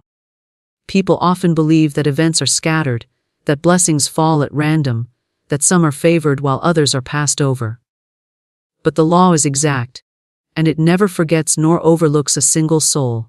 Just as the apple seed produces only apples, never pears or plums, so too does every thought, every word, every belief planted in the fertile ground of the subconscious produce after its kind. Nothing is arbitrary, nothing is wasted, nothing is accidental. When we say divine law, we speak of that invisible principle that governs both the seen and unseen realms. Gravity holds the stars in their orbits and the planets in their courses. Electricity surges through wires and lights the world, whether or not one understands its mysteries. So too does the divine law govern supply, health, relationships, and every expression of life. It is no respecter of persons. It plays no favorites. It simply responds, unfailingly, to the vibrations we send forth, to the words we speak, to the expectations we hold. To the unawakened, this may appear as chance. One man prospers, another struggles, one woman receives, another waits. but the law is as impartial as the law of mathematics. 2 plus 2 is 4, whether calculated by the scholar or the child. Many believe in luck, that mystical force that blesses the gambler or strikes down the unfortunate. But luck is only a word for ignorance of law. When one does not know the cause, one names it chance. Yet chance is a myth, a mask hiding the deeper order. Behind every event stands the law, quietly but powerfully arranging all according to consciousness. To align with this law is to move with the current of the river, to be carried swiftly and effortlessly to the desired shore. To resist it, or to remain ignorant of it, is to struggle against the flow, exhausting oneself yet gaining little. Consider the farmer who plants a field. He does not throw seeds into the air and hope that by some random stroke of fortune they might take root. He knows the ground must be prepared, the seed chosen, the soil watered, the weeds removed. He trusts that the law of growth will operate unfailingly. It would be absurd for him to fear that the corn might suddenly turn into thistles, or that nothing at all will sprout. He has faith in the process, not because he sees the roots beneath the soil, but because he knows the law is sure. In the same way, every thought is a seed, every spoken word a planting in the field of the unseen, and the law of divine harvest brings it forth unfailingly in due season. Those who do not understand this imagine the universe to be a game of chance. They think wealth is the luck of the draw, love is fortune's favor, success a matter of being in the right place at the right time. But those who see clearly know that these outer manifestations are simply the outpicturing of inner states. If the inner is aligned with harmony, abundance, and expectancy of good, the outer must mirror it. If the inner is clouded with fear, doubt, or resentment, then the outer will faithfully reflect the same confusion. The law does not judge, does not choose, does not punish. It mirrors, it reflects. It gives back to every soul exactly what has been impressed upon it, multiplied and magnified. Think of a mirror in the hand. It reflects the face placed before it. If one scowls, the mirror scowls back. If one smiles, the mirror smiles in return. Would it make sense to strike the mirror, to demand it reflect something else? Of course not. The mirror is impartial. It only shows what is given to it. So it is with divine law. It is the mirror of consciousness, the unfailing servant of thought. Whatever is imprinted upon it must come forth, not by accident, but by certainty. The beauty of this truth is that life can be directed, shaped, and transformed by aligning with the law. If one believes in chance, life appears chaotic, uncontrollable, unfair. But if one accepts divine law, then one recognizes the great power within. The ability to impress new patterns, to speak new words, to hold new images in mind until they are reproduced in form. To change the outer, one must first change the inner. To demand new results while continuing to hold old thoughts is as futile as planting thorns and expecting roses. The law will not be mocked. It brings forth after its kind, unfailingly, without exception. This is why some individuals seem to move through life with ease. They have attuned themselves, whether knowingly or unknowingly, to the higher currents of divine order.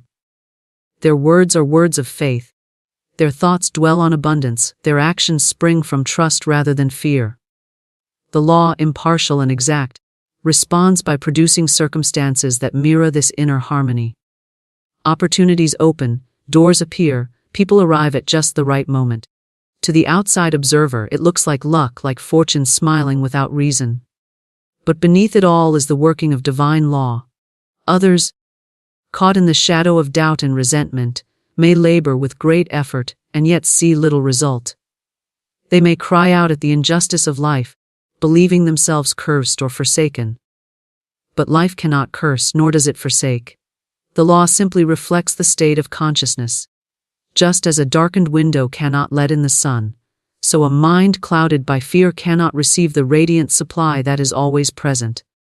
The sun is still shining, but the shades are drawn. The supply is infinite, but the channel is blocked. Remove the block, lift the shade, and the light rushes in as if it had been waiting all along. Because it was.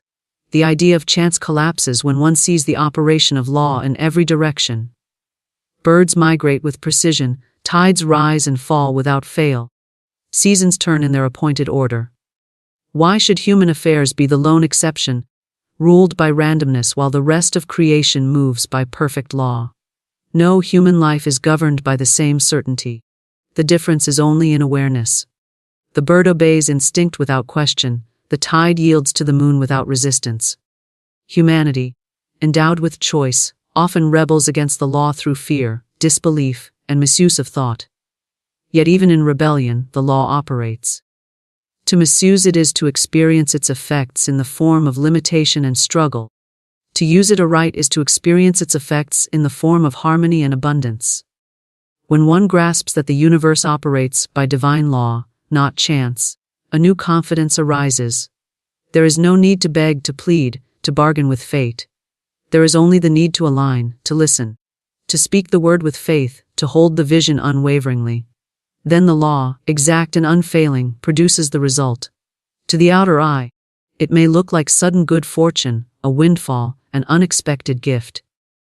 But the awakened one knows it is the inevitable outworking of divine principle. The world may call it luck, but the soul knows it is law. True wealth comes through alignment, not struggle. Humanity has been taught for generations that only through effort, sacrifice, and constant toil can abundance be achieved. From the earliest days, the mind is trained to believe that to succeed one must push, labor, compete, and strain. As though life were a battlefield, and every good thing a prize to be seized through force. Yet this belief blinds the soul to the higher truth. That wealth in its truest form does not come as a result of endless struggle, but as a natural outflow of harmony, balance, and inner alignment with the inexhaustible source of supply. Look at the natural world and see how it teaches this principle without words. The flowers bloom not by straining, but by aligning with the sunlight, the rain, and the rich soil beneath. The river flows without struggle, winding its way with perfect ease to the ocean, because it is aligned with gravity and the contours of the earth. The birds fly across continents, guided not by maps or frantic calculation, but by instinct, the quiet alignment with the divine rhythm placed within them. Nowhere in creation does one see struggle rewarded. It is always alignment with the law of being that brings effortless fulfillment. Humanity alone imagines that effort and strain are the keys to abundance, when in truth they are but signs of disconnection from the divine flow. Struggle comes from fear. Fear whispers that there is not enough, that one must fight and claw for every morsel, that supply is limited, that one must take before another takes it first. Out of fear grows competition, anxiety, exhaustion, resentment. Yet fear is a shadow, and shadows have no power of their own. Fear is only the absence of faith, the denial of the infinite abundance that surrounds us at every moment. When one aligns with faith, struggle ceases. The same work that once felt heavy becomes light. The same path that once felt impossible becomes clear. For alignment is simply the recognition that supply is already present, already flowing, already sufficient for every need. Wealth, in its truest sense, is not merely the possession of coins, houses, or treasures, but the consciousness of supply. Without this consciousness, even vast sums of money bring only anxiety, fear of loss, and emptiness. With this consciousness, even the smallest seed of provision multiplies and grows into greater abundance. To align with wealth is to align with the principle that abundance is ever present, not something to be dragged out of life by force, but something to be allowed, accepted, and expressed. The soil does not struggle to produce the harvest once the seed is planted. The rain does not wrestle to fall from the sky. The law works silently, surely, and without effort. Many labor under the illusion that the harder they work, the more they will gain. They whip themselves into exhaustion, rising earlier, working later, pouring out every drop of energy in a desperate attempt to grasp wealth. Yet often they find themselves no richer, perhaps even poorer in spirit, health, and peace of mind. For work, when born of fear and struggle, carries no true prosperity with it. The energy poured into it is tainted by worry, and the result must reflect the consciousness behind it. On the other hand, Those who are aligned with the principle of abundance often see wealth flow to them with little visible effort. Opportunities arise without struggle. Doors open as if by unseen hands, ideas appear with perfect timing. The difference lies not in the outer action, but in the inner state. To align with wealth is to live as though supply were infinite, because it is. It is to recognize that the source of abundance is not the employer, not the client, not the bank account, but the divine substance that flows through every channel. A person who is aligned with this truth may see wealth come through one avenue today and another tomorrow, yet never fears, because they know the source remains unchanged and inexhaustible. When one identifies wealth with people, institutions, or circumstances, fear is inevitable, for these outer forms are changeable. But when one knows wealth as a divine principle, there is no fear, because the principle is eternal. Alignment requires trust, and trust is the great opposite of struggle. The child who trusts the parent's hand does not fear the path ahead. The seed that trusts the soil does not force its growth. The bird that trusts the wind does not struggle against it, but spreads its wings and is carried aloft. In the same way, the soul that trusts the divine source ceases from frantic labor and instead moves in harmony with inspiration, intuition, and inner guidance. Action still occurs, but it is no longer born of desperation, it is born of certainty. Work still takes place, but it is infused with joy rather than fear. Effort is replaced by flow, and wealth follows naturally, as surely as harvest follows sowing. This truth is not new. Throughout the ages, mystics, sages, and teachers have proclaimed that the kingdom of supply is within, not without.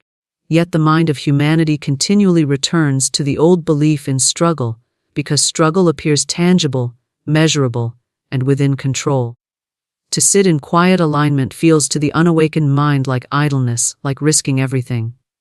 But in reality, it is the highest form of activity. For it is the alignment of thought, word, and spirit with the inexhaustible law of abundance. Out of this alignment comes inspired action.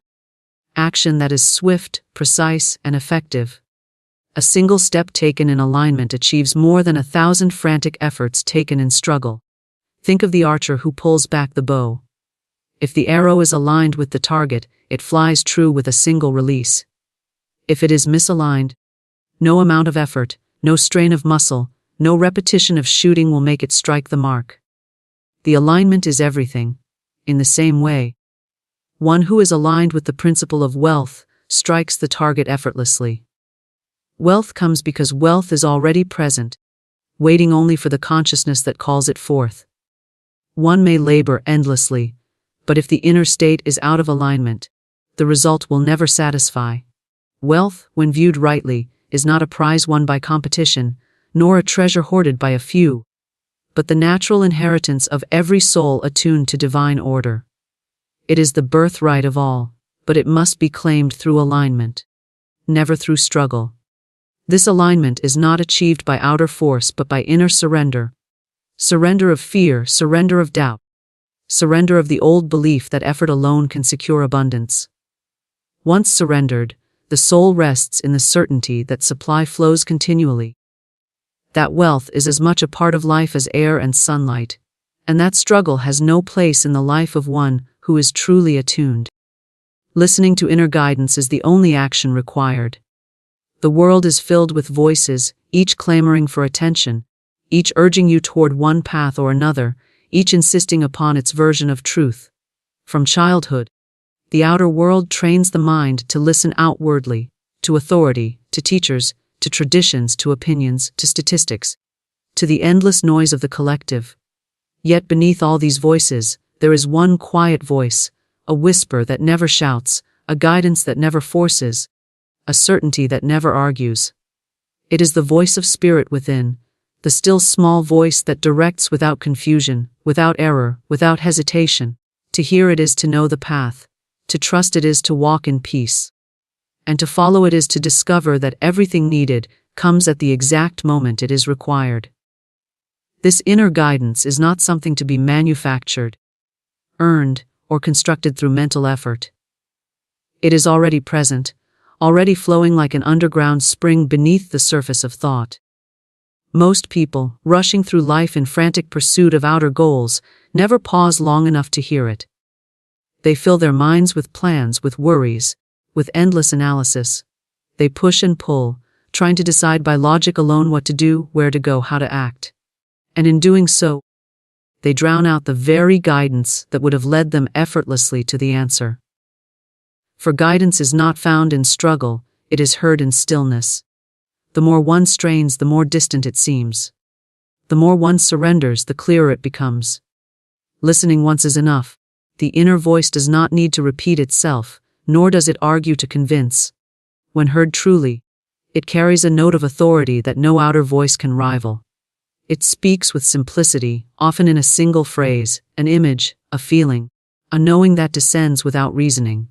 One may be walking, resting, or engaged in ordinary tasks, when suddenly a clear direction arises from within. Call this person, go to that place, wait a little longer, step forward now. Those who have learned to trust this voice find that its instructions always lead to harmony, never to confusion. Even when the guidance seems illogical to the outer mind, it proves in time to have been perfect. Many dismiss inner guidance as imagination, chance, or wishful thinking, because they have been conditioned to revere only the rational, the measurable, the external authority. Yet the rational mind, though a faithful servant, is a poor master. It can analyze only what it knows, and its knowledge is limited. Inner guidance, however, draws from the infinite. It sees beyond appearances, beyond time, beyond circumstance. It directs not according to fear, but according to divine order. To follow only the rational mind is to walk in circles of limitation. To follow inner guidance is to walk the straight path toward abundance, health, joy, and peace.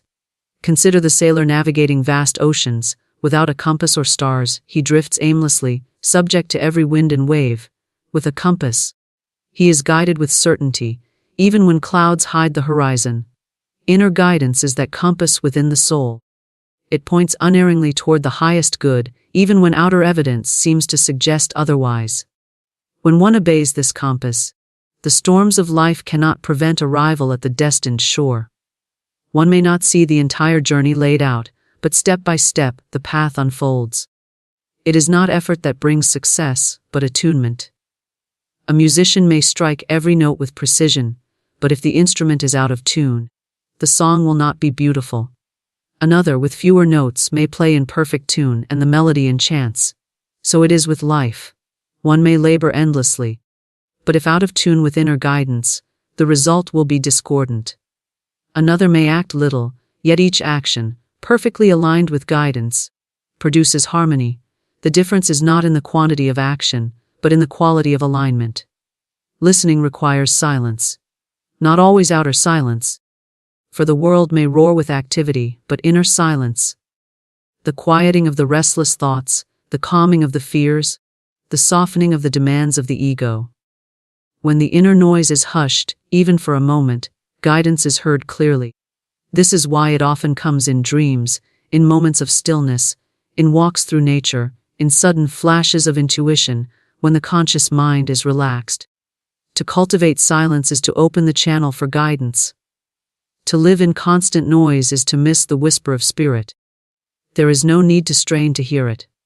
One does not force a flower to bloom by pulling at its petals. One does not command the sunrise by shouting into the night. One simply waits, watches, and allows. So it is with inner guidance. It arises naturally when the soul is receptive. A single moment of true receptivity can yield more direction than years of anxious planning. The outer world values ceaseless activity, but the inner world values attunement. One aligned thought is worth more than 1,000 misdirected efforts.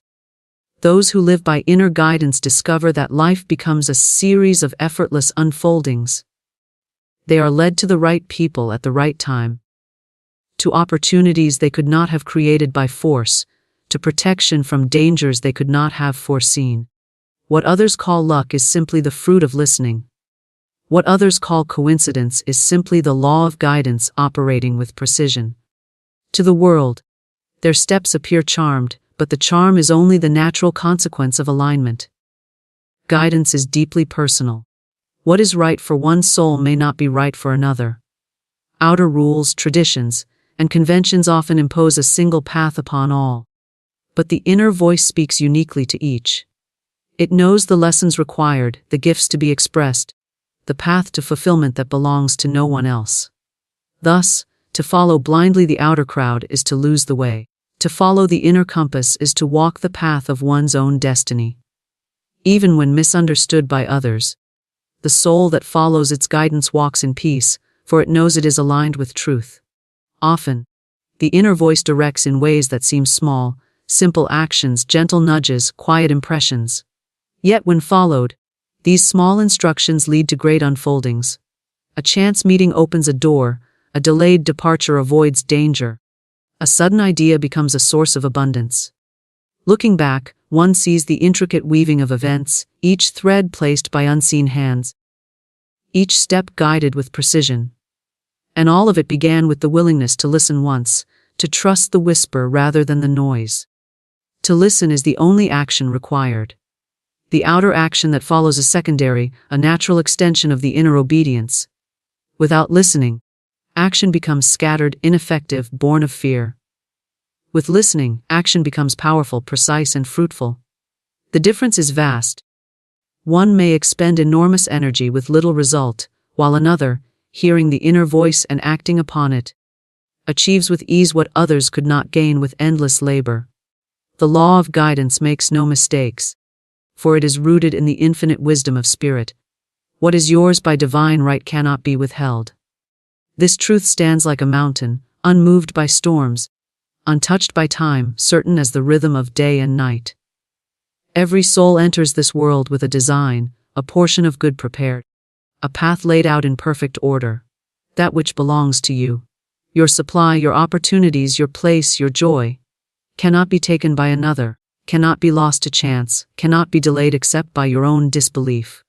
For divine law is exact, and what has been decreed for you from the foundation of being is secure. The world, blinded by appearances, tells a different story. It whispers of scarcity, competition, and loss. It declares that one must fight for position, grasp for opportunities, and guard against others who might take what little there is. Yet all of this is illusion, born of the belief that good is limited. Good is not limited. Supply is not finite. The universe is not a marketplace of scarcity, but an endless ocean of abundance, and every soul has its appointed share, a portion that no one else can touch. Just as no two snowflakes are alike, no two destinies are the same. What belongs to you is marked with your vibration, your consciousness, your name, and it comes to you unfailingly when you are aligned to receive it. Consider the acorn. Within it lies the blueprint of an oak. No other tree can grow from that acorn, and no force of chance can make it into a pine or a willow.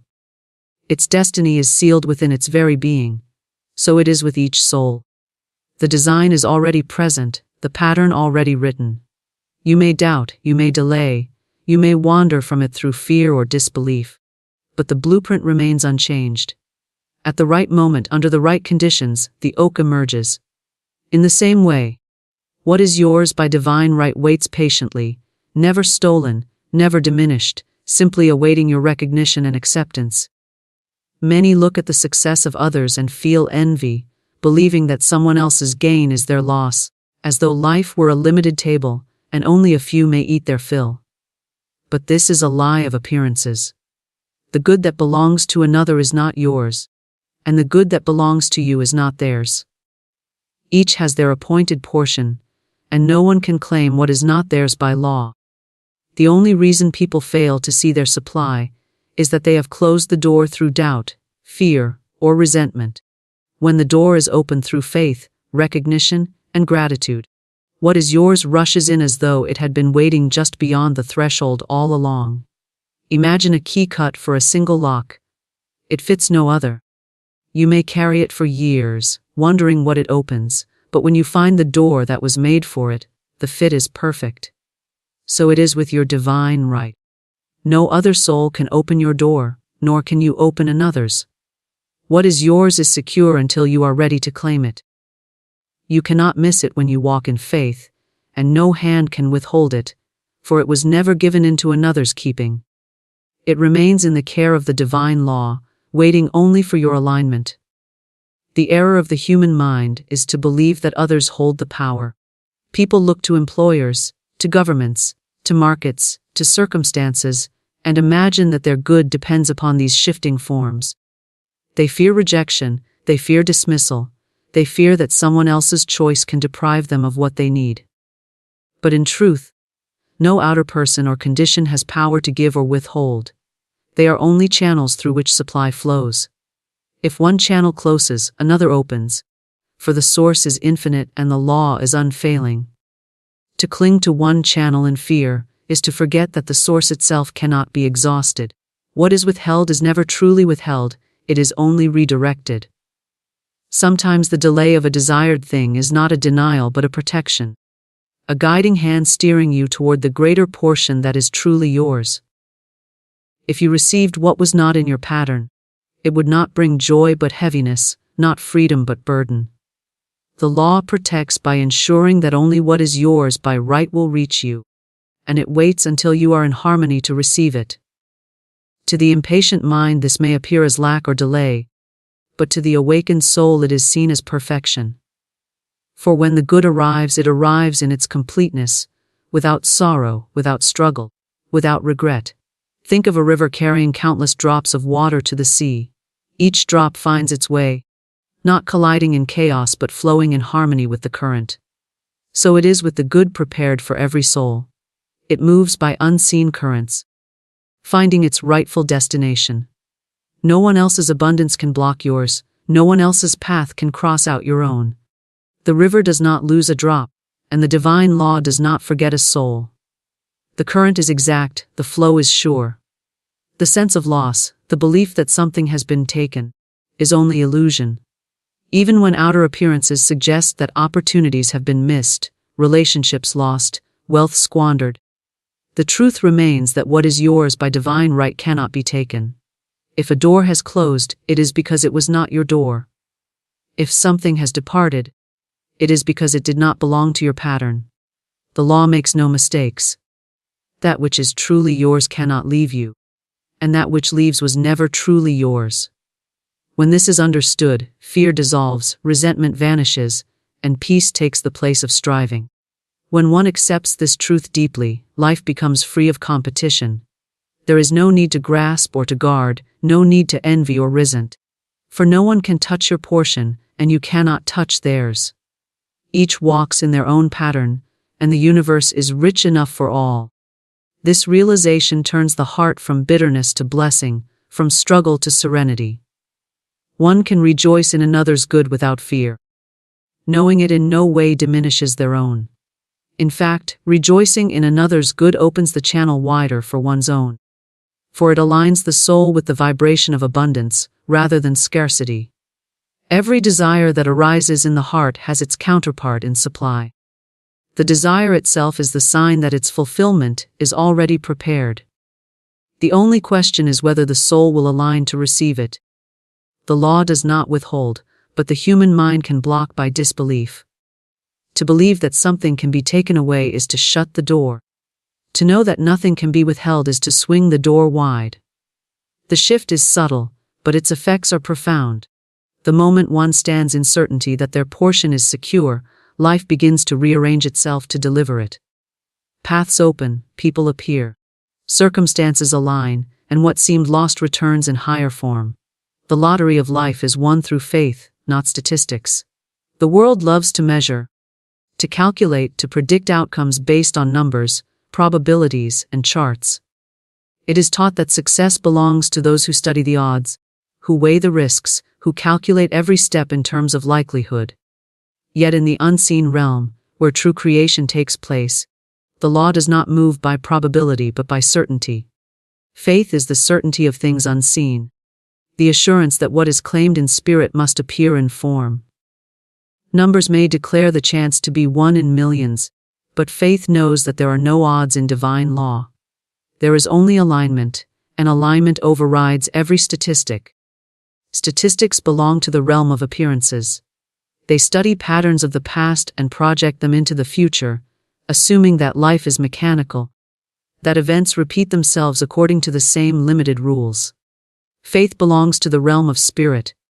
It looks not backward but inward, not to history but to truth, not to averages but to divine order. Where statistics say something is nearly impossible, faith says it is already done. Where statistics declare limitation, faith declares infinite supply. Faith does not ask, "What are the chances?" Faith says, "What is mine by divine right is mine, and nothing can withhold it." It is easy to see why people cling to numbers. Numbers seem solid, measurable, dependable. They give a sense of control to the rational mind, which fears uncertainty. Yet numbers can only describe the surface of life.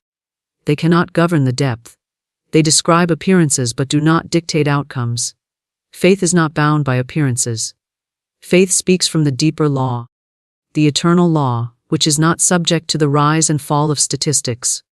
When faith is exercised, outcomes emerge that confound the probabilities, that seem impossible to the rational observer, yet inevitable to the one who believed. The lottery of life is not about tickets or drawings. It is about the unfolding of good in every area: health, love, success, abundance, joy. The outer world insists that these blessings are won by chance, that some are lucky and others are not, that the odds are stacked against most. Faith knows better. Faith knows that life is not a gamble but a law. Faith knows that what is claimed in consciousness must manifest, regardless of how small the odds appear. Faith does not concern itself with being one among millions, for faith understands that the universe bends to the individual who stands in certainty. Faith is not wishing. Wishing says, "I hope it might happen if the odds turn in my favor."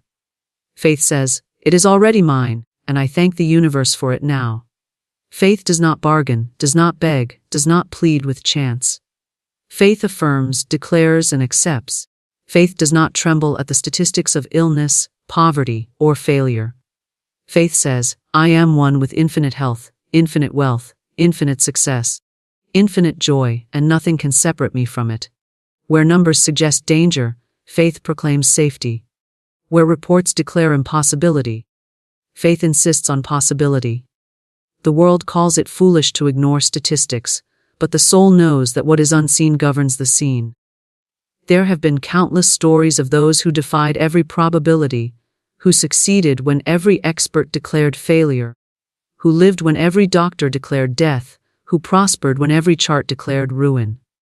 To the rational world, these are anomalies, exceptions, lucky breaks.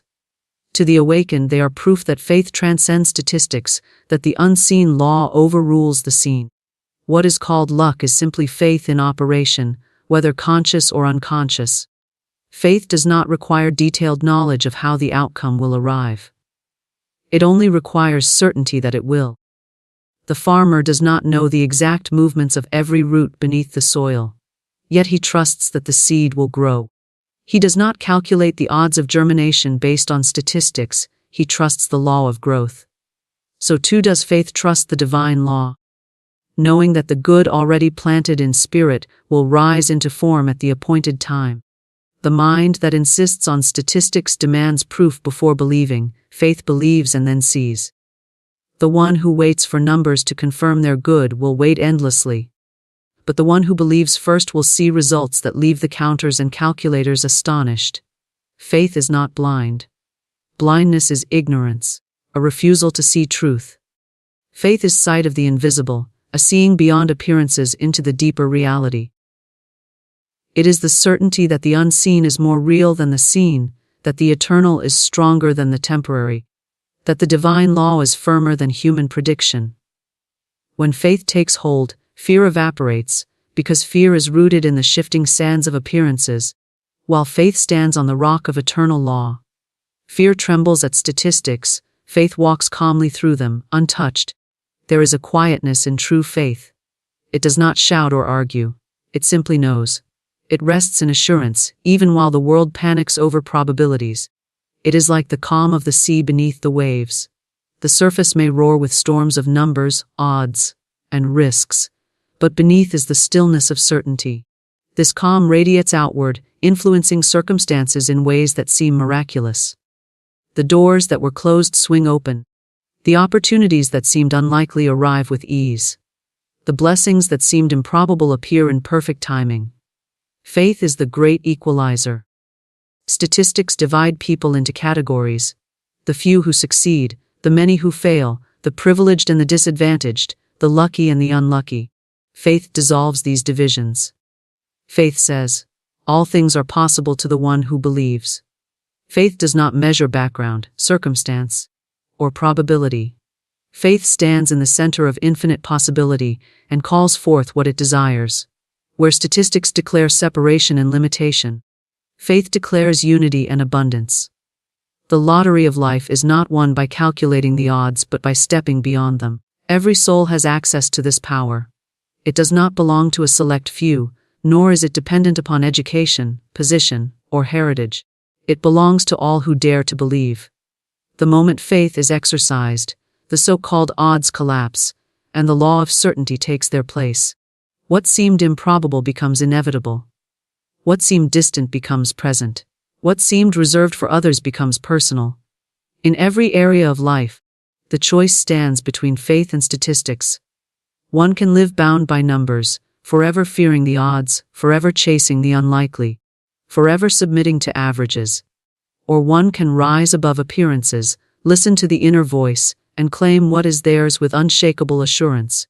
The one who does so finds that life ceases to be a gamble and becomes a certainty. Every step is guided, every need supplied, every desire fulfilled. Not by chance, but by law. Faith is the law in action, the unseen hand arranging all things with precision, regardless of what the outer numbers may say. There is a golden moment when the doors of abundance swing wide open, and the universe itself whispers your name. This moment is not born of chance or accident. It is the perfect unfolding of divine order. The world may call it coincidence, but those who walk by faith know it as the hand of infinite intelligence moving with precision. Today is not an ordinary day. It is a day when destiny taps gently upon the door of your consciousness, asking you to notice. When the message comes, check your bank account when it ends. It only works once in a lifetime, and today it found you. It is not a warning, but a sacred invitation. The invisible supply, already prepared for you since before time began, stands ready to be revealed. Prosperity does not chase, it awaits the awakened soul who dares to believe. Many look outside themselves for a sign, but the true sign is an inner stirring, a quiet assurance that everything needed has already been provided. We live in a universe governed by perfect law. There is no lack in the infinite. Lack is but a shadow of doubt in the human mind. The moment that doubt is dissolved, the supply rushes in like a mighty river that has been waiting behind the dam of unbelief. This day, this hour, carries with it a rare and radiant vibration, a vibration that aligns your name with divine increase. It does not beg, it does not plead, it simply, and those who recognize it step boldly into the flow of miraculous provision. The statement is not about numbers in a ledger, it is about recognizing your inheritance in the invisible realm. The outer world is but the echo of the inner decree. When faith speaks, doors open. When belief becomes unshakable, the invisible becomes visible. Your bank account is not merely a vault of figures. It is a reflection of your consciousness of supply. When the divine current touches it, limitation dissolves and increase manifests. Today, the universe sends a message wrapped in simplicity yet charged with power. It is a whisper that bypasses logic and reaches the silent chamber of your heart where infinite abundance resides.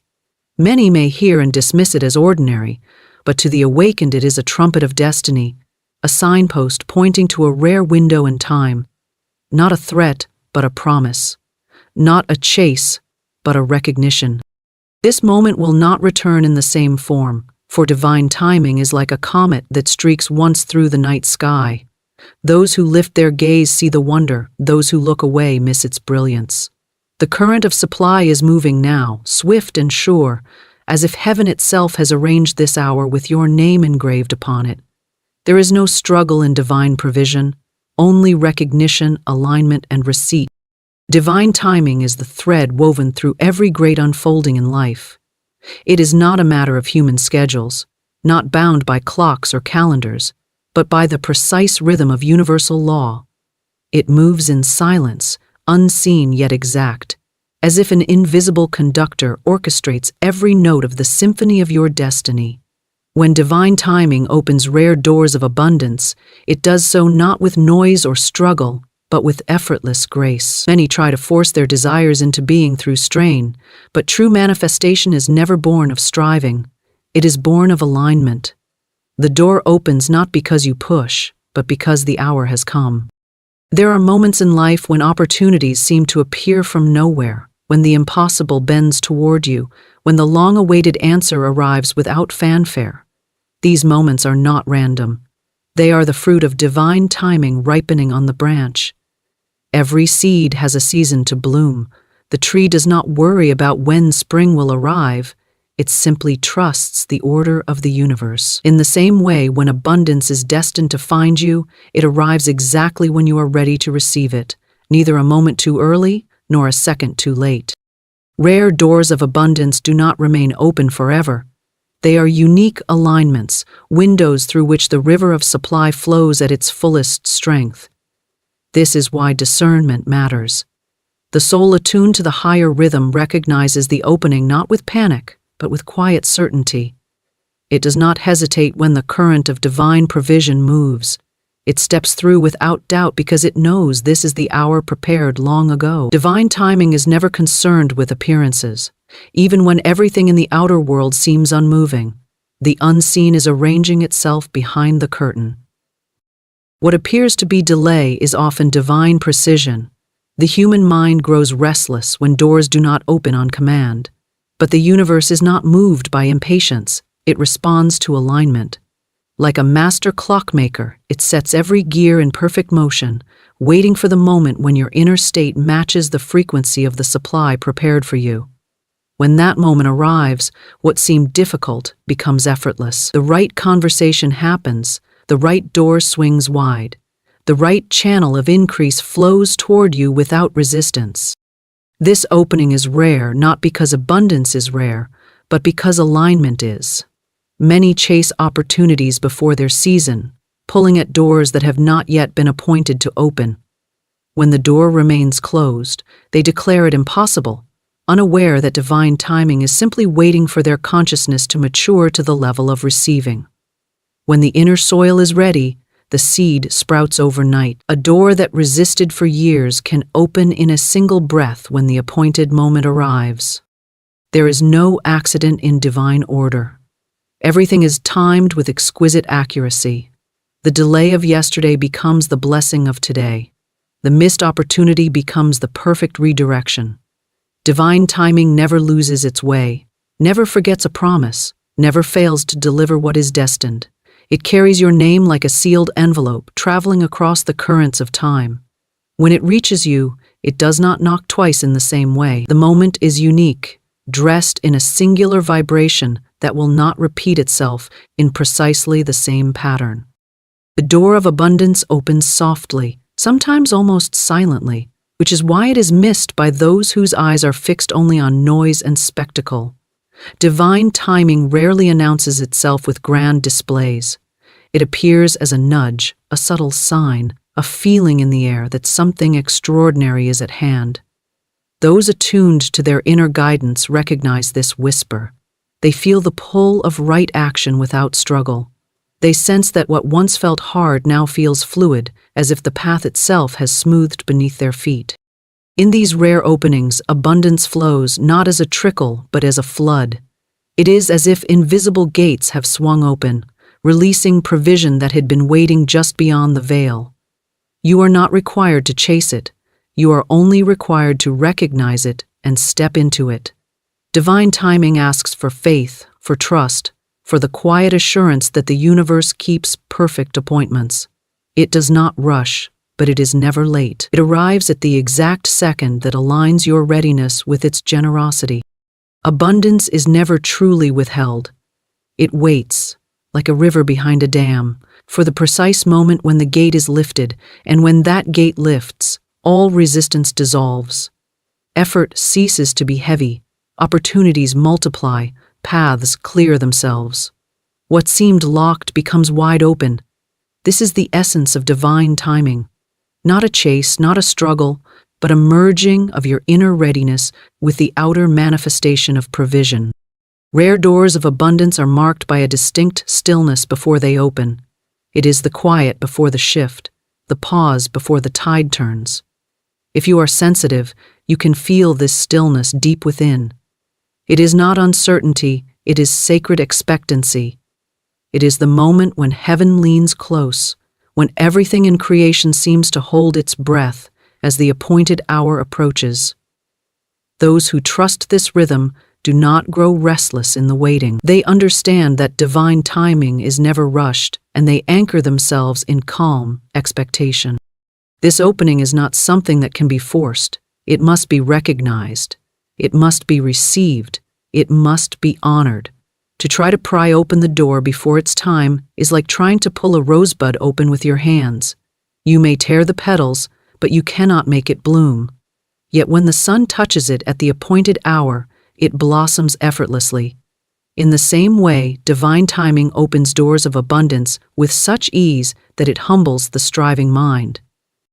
The universe remembers every seed you have sown, every act of faith, every quiet moment when you held on to the unseen promise. Nothing is lost. It gathers these moments like pearls on a string, and when the hour comes, they align to form a pathway of manifestation. Divine timing is the invisible bridge between your intention and its physical expression. It is the master key that unlocks doors no human effort could force open. When rare doors of abundance open, the air itself seems charged with a different quality. There is a quickening, a lifting, a lightness. The impossible bends. The improbable becomes inevitable. Things that once seemed to stand against you suddenly rearrange themselves to support your movement. This is not luck. It is law. It is the rhythm of the universe keeping its promise in its own perfect time. Every individual has moments of such openings appointed to them. Some pass through these doors boldly, while others hesitate and let the moment slip by. The key lies in trust. Trust allows the door to meet you halfway. Doubt closes it.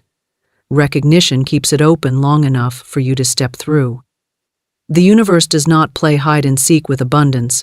It simply waits for you to be tuned to the same frequency. When divine timing moves, the door is already prepared. The opportunity is not something you must build in the moment. It has been forming in the unseen for far longer than you realize. Every delay, every detour, every quiet season has been shaping you to be able to hold what is now being delivered. You were not waiting for abundance. Abundance was waiting for your readiness. The rare door does not require explanation. It does not demand understanding. It asks only for response. It stands open, glowing with a quiet certainty that this is the hour. It does not shout, yet its presence is undeniable to the spirit that is listening. This is how divine timing works. Softly but powerfully, silently but with absolute authority, aligning heaven and earth in one appointed breath. Faith dissolves lack and activates supply in ways that defy logic but follow the immutable rhythm of divine law. Lack is not a substance, it is an illusion built upon fear, doubt, and the false belief in separation from the infinite source. When faith enters, the illusion begins to unravel like mist under the morning sun. It is not about acquiring something new from the outside. It is about unveiling what has always been waiting within the invisible storehouse of abundance. Faith is not wishful thinking. It is certainty in what cannot yet be seen. A steady knowing that supply already exists and is moving toward you the moment you align with it. Lack grows in the soil of fear. It feeds on anxiety, scarcity thinking, and the constant scanning of the external world for proof of what the inner eye has not yet claimed. It tightens the heart, narrows the vision, and builds invisible walls between you and the flow of good. Faith does the opposite. It loosens the grip of fear. It expands perception. It softens the inner resistance that holds back the river of supply. Faith is not a desperate plea. It is a calm declaration of truth, that provision is not coming from a distant place, but is already here, awaiting recognition. When faith takes root, it becomes a magnet for supply. The unseen responds not to struggle, not to panic, but to unwavering trust. Supply is attracted to certainty. It moves toward clarity like iron filings to a magnet. The moment faith speaks, lack loses its anchor. It cannot stand in the presence of spiritual authority. Faith declares abundance, even in the midst of apparent emptiness. It is the candle that refuses to be extinguished by the winds of circumstance. While fear counts the coins in the purse, faith counts the endless riches of the invisible. Every wall of lack is built brick by brick through repeated belief in limitation. Every brick can be dissolved through a single act of unwavering faith. The human mind often says, "I will believe when I see," but faith whispers, "You will see because you have believed." The outer world bends itself around the vibration you hold. When faith becomes the dominant vibration, the outer conditions cannot help but rearrange themselves to match that frequency. Lack does not have the power to resist faith. It only lingers where faith has not been fully claimed. Supply does not sleep. It is not absent. It waits at the door like sunlight outside a closed curtain. The curtain is not reality, it is belief. When faith draws the curtain open, supply pours in effortlessly. People often chase resources as if they were scarce jewels scattered far away. But true faith understands that the source is infinite. It is not about creating supply. It is about allowing it to flow. The more one struggles in fear, the tighter the flow becomes.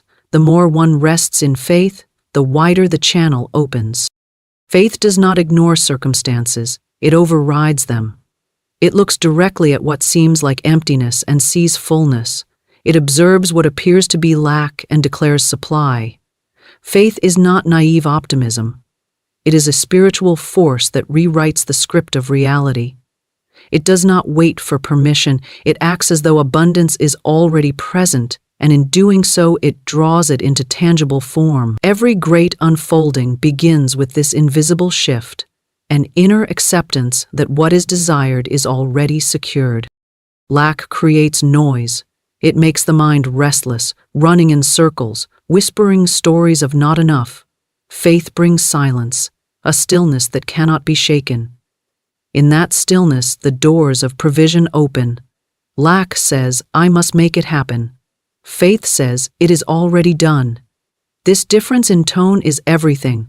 The moment faith takes the lead, opportunities that once seemed distant begin to draw near. People appear. Paths unfold.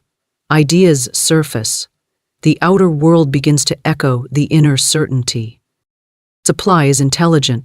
It does not flow randomly. It follows the current of belief. A fearful mind repels it like oil repels water.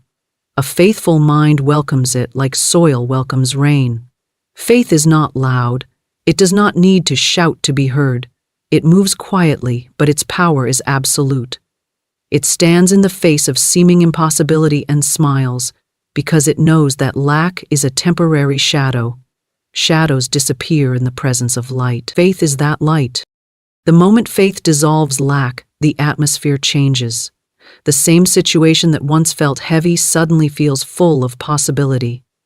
The same bank account that seemed small becomes a vessel through which greater supply begins to flow.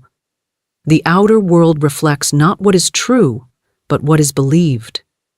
Faith changes the inner picture, and the outer image follows like a reflection in a mirror. Lack often clings because the human mind builds its identity around it. It believes in the story of not enough. Faith shatters that story without force. It simply replaces it with a greater truth. Lack has no foundation of its own. It borrows strength from the belief of the one who entertains it. When that belief shifts, lack collapses. It cannot stand on its own. Faith is not measured by loud declarations, but by quiet certainty. It is the calm assurance that when the outer world is empty, the inner vault is full. It is not swayed by appearances. It is not discouraged by delays. Faith understands that supply is never late, never lost, and never limited. It walks in the awareness that abundance is a state of being, not a chase. When this awareness becomes real, the invisible becomes visible with astonishing speed. The world may say that resources are scarce, but faith knows that the universe holds infinite storehouses. It does not matter how circumstances appear. Faith does not shrink before numbers. It does not bow to statistics. It does not tremble before locked doors. It simply speaks the language of abundance until the doors respond. The language of faith is power because it aligns with universal law. When fear and faith meet, fear is loud but weak. Faith is quiet but unshakable. It does not fight fear. It simply stands in truth until fear dissolves. And as fear dissolves, the flow of supply is activated. Supply does not require permission to flow. It requires a channel. Faith is that channel. The moment the inner channel is clear, the outer flow begins. Lack tries to convince you that you must earn supply, chase it, beg for it. Faith knows you were born with access to it. It is not about deserving. It is about recognizing. This recognition turns a locked gate into an open door. Faith carries the key not because it forces the lock, but because it was always meant to fit. There are moments when faith is tested, when the outer world seems to speak only in the language of lack. These are the moments when faith reveals its strength. It does not falter, it deepens. It holds the vision steady when the evidence is thin. It stands guard over the mind, refusing to allow doubt to build new walls. The moment faith holds its ground, the storm passes, and the flow resumes stronger than before. The power of faith does not depend on numbers, status, or circumstance. It depends only on belief. Even the smallest spark of true faith can dissolve mountains of lack. It is not the size of faith that matters, but its purity. When it is free of fear, even a whisper of faith moves unseen forces into motion. Supply is drawn to faith the way rivers are drawn to the sea. It recognizes the vibration of certainty and rushes to meet it. Faith does not chase after resources, it summons them. It does not wander in confusion, it stands in clarity. And as it stands, the universe rearranges itself to deliver what was already destined. The dance between faith and lack is an ancient one, but it always ends the same way. Faith does not need to fight, it simply shines. Lack, having no substance of its own, fades in that light. And as it fades, the flow of supply, which was never gone, becomes visible, tangible, abundant. Prosperity aligns with inner belief, not chance, for chance is a shadow without substance, while belief is the sculptor of reality.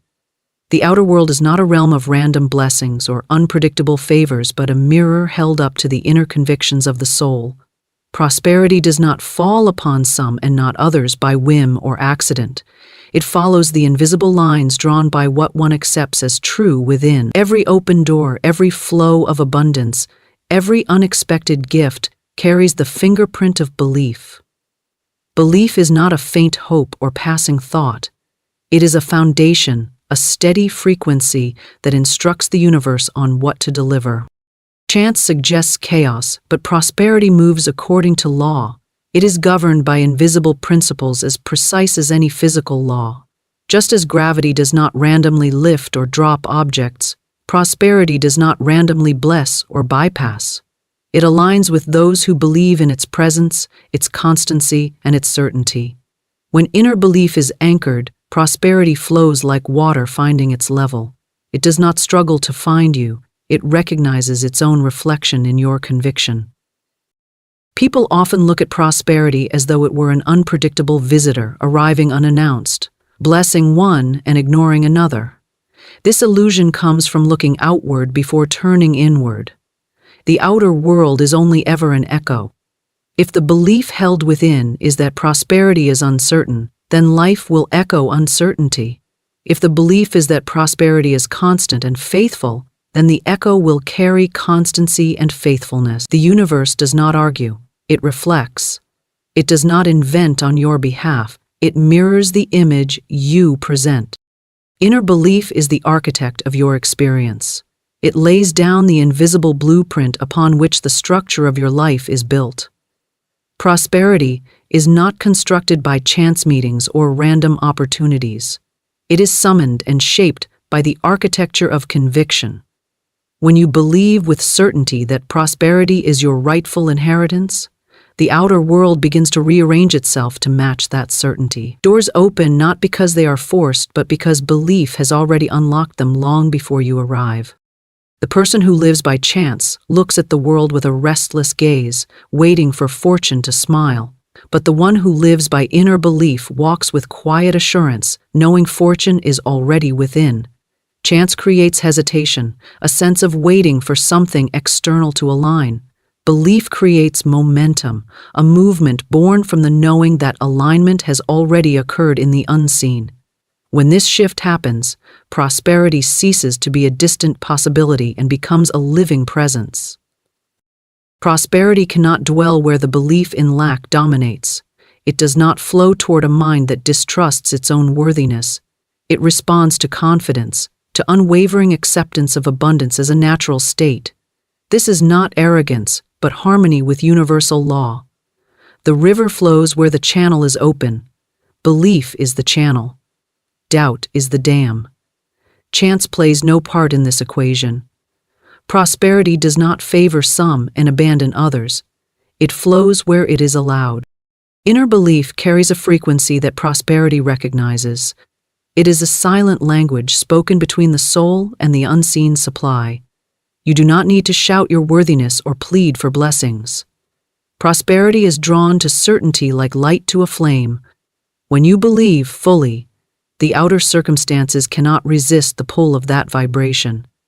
People appear at the right time, opportunities align, paths clear themselves, not because luck has smiled, but because belief has already claimed the outcome. Chance is a fragile foundation. It gives and it takes, leaving the heart unstable. Belief, however, is unshakable. It is the ground beneath your feet, the inner compass pointing to the inevitable flow of good. Those who rely on chance live in cycles of hope and disappointment. Those who stand in belief live in cycles of expansion and unfolding. The difference is not in their external environment, but in the unseen conviction that shapes it. Prosperity does not require elaborate rituals or perfect timing. It requires alignment. It listens to the tone of your inner conversation, the silent agreements you've made with yourself about what is possible and what is not. If that conversation is clouded with doubt, the signal is weak and the flow is hesitant. But when that conversation is clear and steady, prosperity responds with speed and precision. Belief has a quiet strength that does not waver with appearances. When the outer world seems empty, belief does not collapse. It holds the line. It knows that prosperity is not dependent on what the eyes can see. It is rooted in the unseen. Chance would call it luck if a door suddenly opened. Belief calls it law. It recognizes that what is showing up is simply the reflection of what has already been claimed within. When prosperity aligns with belief, timing becomes fluid. What once felt delayed arrives at the perfect hour. What seemed distant draws near effortlessly. Belief does not chase prosperity around corners. It stands still, knowing prosperity must arrive because the law cannot deny its own pattern. Chance may stumble upon good fortune, but belief commands it, not with force, but with unspoken certainty. Many spend their lives hoping prosperity will find them if they are lucky enough, worthy enough, or at the right place at the right time. But prosperity is not a fleeting visitor. It is an ever-present flow, waiting for permission to enter. That permission is granted through inner belief. The moment belief solidifies, prosperity enters without resistance. It is not delayed, for it was never gone. It simply awaited the signal of unwavering acceptance. Inner belief does not need proof before it believes. It believes first, and proof follows. This is where chance fades and law begins. Those who wait for outer signs before believing are like farmers waiting for a harvest without ever planting a seed. Belief plants, prosperity grows, chance wanders, belief builds. Prosperity is loyal to belief. It follows it faithfully, like a river to the sea. It does not question your worth, it responds to your certainty. When belief whispers yes, the universe answers yes. When belief wavers, the flow wavers. The power has always been within, never in the dice roll of chance. This is why two people can stand in the same circumstance and experience entirely different realities. One sees scarcity because their belief is anchored in limitation. The other sees opportunity because their belief is anchored in abundance. The outer conditions are identical, but the outcomes are worlds apart. Prosperity answers to belief, not environment. The language of chance is uncertainty. Maybe it will happen, maybe it won't. The language of belief is absolute. It is already mine. Prosperity hears the second language clearly. It moves towards certainty because certainty aligns with universal law. There is no randomness in this movement. There is only response. Inner belief is a quiet but unbreakable command. It does not demand through desperation, it invites through authority. It is not swayed by statistics, circumstances, or temporary appearances. It stands firm, and prosperity bends to its frequency. When inner belief aligns fully with the idea of prosperity as natural, the struggle dissolves. There is no waiting for the right moment, the right person, the right break. The moment itself becomes right because belief has already said it so. Chance fades into the background like fog burned away by the sun. Prosperity does not arrive as a stranger. It rises from within as something that was always yours. Belief and prosperity are companions walking in step. Where one goes, the other follows. Chance stands outside, uncertain, watching from a distance. But belief opens the door wide, and prosperity enters without hesitation. It is not a game of luck. It is the unfolding of a law too perfect to falter. Those who choose to root their lives in belief rather than chance move differently. They do not chase opportunities, they attract them. They do not fear uncertainty, they command clarity. Prosperity recognizes this posture and responds not as a gift, but as a reflection. It mirrors the inner certainty that called it forth, just as surely as the sun reflects in still water. Prosperity aligns with inner belief, because belief is the signal, the command, the unseen law that shapes every visible outcome. Chance is a whisper in the wind. Belief is the foundation beneath the mountain. The universe listens not to hesitation, but to conviction. It moves not in randomness, but in response to certainty. Recognition is the key to receiving, because what is not recognized cannot be claimed, and what is not claimed remains as potential, hovering just beyond the threshold of manifestation. The universe does not withhold, it offers. It lays its treasures before those who have the eyes to see and the heart to acknowledge. Recognition is not a mere glance of the mind, but a deep inner acknowledgement that abundance is present, available, and already aligned with your path. Many stand in fields of opportunity yet see nothing because their eyes are fixed on lack. They wait for signs while standing in the very sign they seek. Recognition opens the door that has always been there, silently waiting to be noticed. Receiving begins long before anything arrives in the physical world. It begins in the unseen, in the quiet decision to recognize what is already yours in principle. Recognition does not beg. It does not plead. It says, "This is mine by divine law, and I accept it." It transforms invisible supply into visible form by the simple act of awareness. Without recognition, abundance walks past unnoticed, like a messenger whose words fall on closed ears. With recognition, the same abundance becomes real, tangible, undeniable. The world is full of blessings waiting to be claimed, not hidden treasures buried far away, but rivers flowing beside those who walk through life. Recognition is the act of opening your hands and saying yes to what has already been offered. It is not about asking the universe to create something new, but about realizing that the provision is already in motion.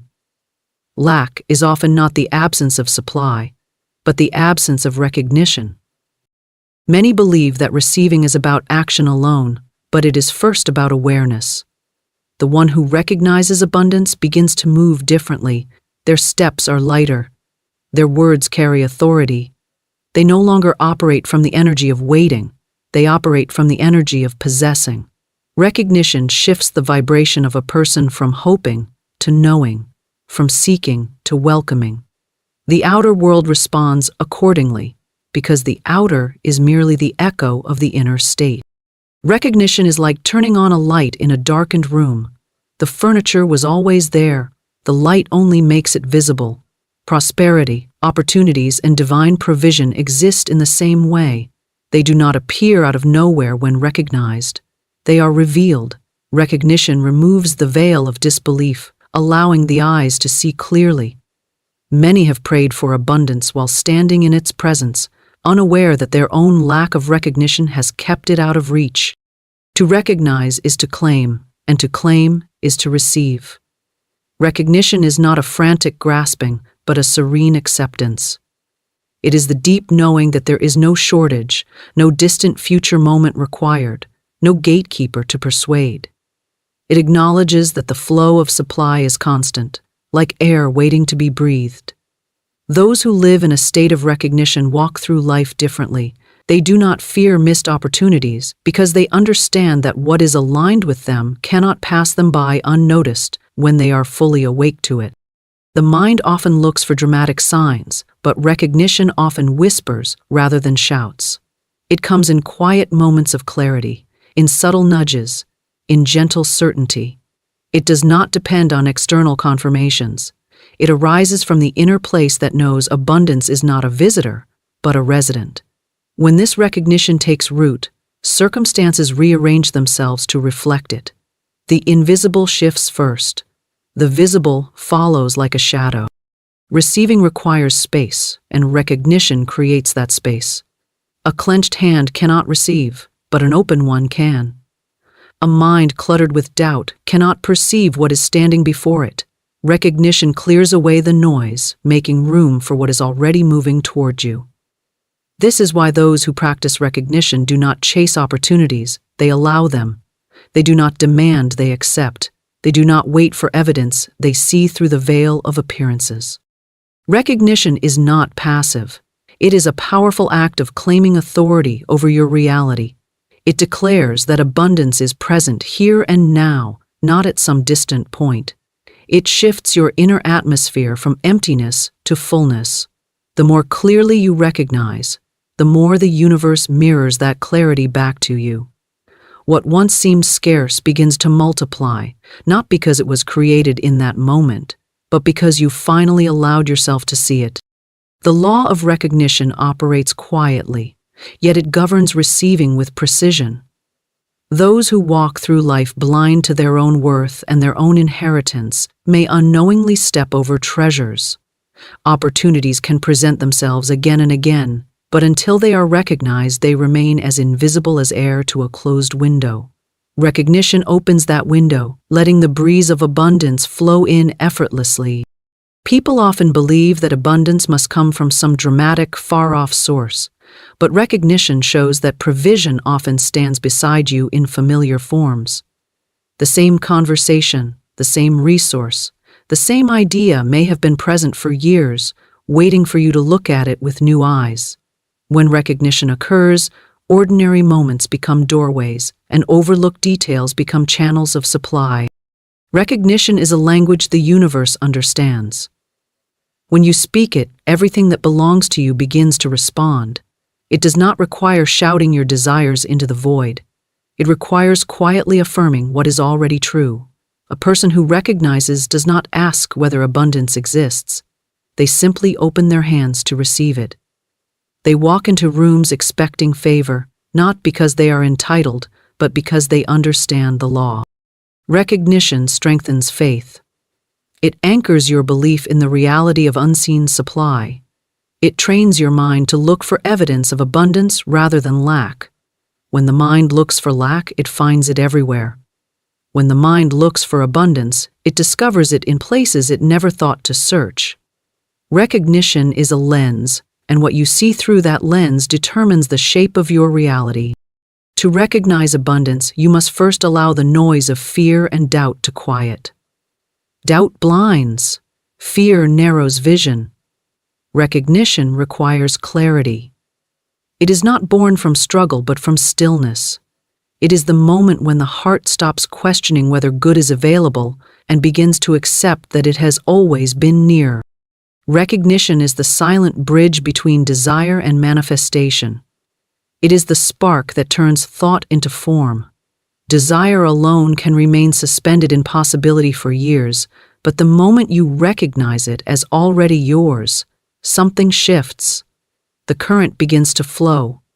Recognition removes the invisible walls built by hesitation, allowing abundance to move freely into your life. Every answered prayer, every door opened, every moment of unexpected provision carries within it an earlier moment of recognition. Even if subtle, it was there, the quiet moment when the soul said yes. Recognition may not always feel dramatic, but it is always powerful. It creates an invisible agreement between you and the flow of life. Abundance is impartial. It flows to those who recognize it. It does not favor one over another, it responds to awareness. If the eyes are closed, it waits. If the eyes are open, it floods in like sunlight through a window. Recognition is the key that turns possibility into experience, that transforms unseen potential into tangible reality. When recognition becomes a daily posture rather than a rare moment, life itself begins to shift. You start to notice opportunities that were always around you. You see connections where once there seemed to be gaps. You sense flow where once there was resistance. Recognition turns waiting into receiving, doubt into assurance, distance into nearness. The act of recognition is simple, yet it carries immeasurable power. It is the quiet yes that the universe hears clearly. It requires no grand gestures, no elaborate rituals. It requires openness, awareness, and acceptance. The treasures of life are not hidden in distant places. They rest in plain sight, awaiting recognition. The universe is a generous giver, but it waits for acknowledgement before it places its gifts into your hands. This moment carries a once-in-a-lifetime vibration, because time itself is not just a sequence of passing hours, but a living rhythm that holds within it rare and powerful alignments. There are certain moments that are unlike any other. They come quietly, often without announcement, carrying a frequency so distinct that it cannot be duplicated. These moments are not accidents. They are appointments made in the invisible, long before the mind became aware of them. To recognize them is to stand at a divine intersection where the seen and the unseen meet. The vibration of such a moment is not loud, but it is undeniable. It hums beneath the surface of ordinary life, waiting for those who are sensitive enough to feel it. A once-in-a-lifetime vibration is not about scarcity, it is about uniqueness. It is a frequency that appears only once in its exact form, carrying a signature that belongs to this precise point in time. Just as no two sunrises are identical, no two divine moments are ever the same. Even if the conditions seem familiar, the energy carried within them is unlike anything that came before or will come again. When such a vibration is present, the air itself feels different. The mind quiets, the heart stirs, and something within whispers that this is not an ordinary hour. Most people rush through their days without pausing long enough to feel these subtle yet powerful shifts. They are so accustomed to the noise of routine that they overlook the quiet frequency of divine timing. But the soul that listens, the one attuned to the rhythm beneath the rhythm, can sense it. It knows when a rare alignment is unfolding. This moment holds doors that were not open yesterday and will not be open tomorrow in the same way. It is not about pressure or urgency. It is about clarity and awareness. When this vibration arrives, everything aligns in a way that defies logic but feels entirely natural. Obstacles that once felt solid seem to soften. Paths that were hidden reveal themselves as though they were waiting for your steps. People appear at just the right time. Opportunities seem to flow without force. This is the signature of a once-in-a-lifetime vibration, not chaos, but elegant orchestration. It is the feeling that something larger than you is at work, weaving threads together in perfect precision. Such moments are not created by human effort alone. They are intersections of readiness and divine orchestration. They carry a power that cannot be replicated because they are built on layers of timing, preparation, and unseen design. Everything you have experienced, every step you have taken, every delay and detour leads to these moments. They are the culmination of unseen forces aligning behind the scenes, waiting for the precise second when everything fits into place. The vibration of a rare moment is not about loud signs or grand gestures. Often it is soft, almost like a breath of wind against your skin. You feel it rather than see it. It is a stillness that carries weight, a quiet that feels full, a sense that the ordinary rules are suspended and that something greater is near. Those who are awake to this frequency know it instantly. They do not need explanations. They simply feel it in their bones. It is in these rare moments that the veil between intention and manifestation becomes thin. The distance between desire and reality shortens. The effort that once felt heavy becomes light, and what once seemed far away feels as if it has always belonged to you. The vibration carries with it an invitation, an unspoken message that this is the hour to step forward, to claim, to align, to receive. It is not a demand, but a gentle opening, a window through which destiny leans close. Many people miss these moments not because they are not present, but because they are not listening. They are waiting for something grand, overlooking the quiet. But the once-in-a-lifetime vibration rarely shouts.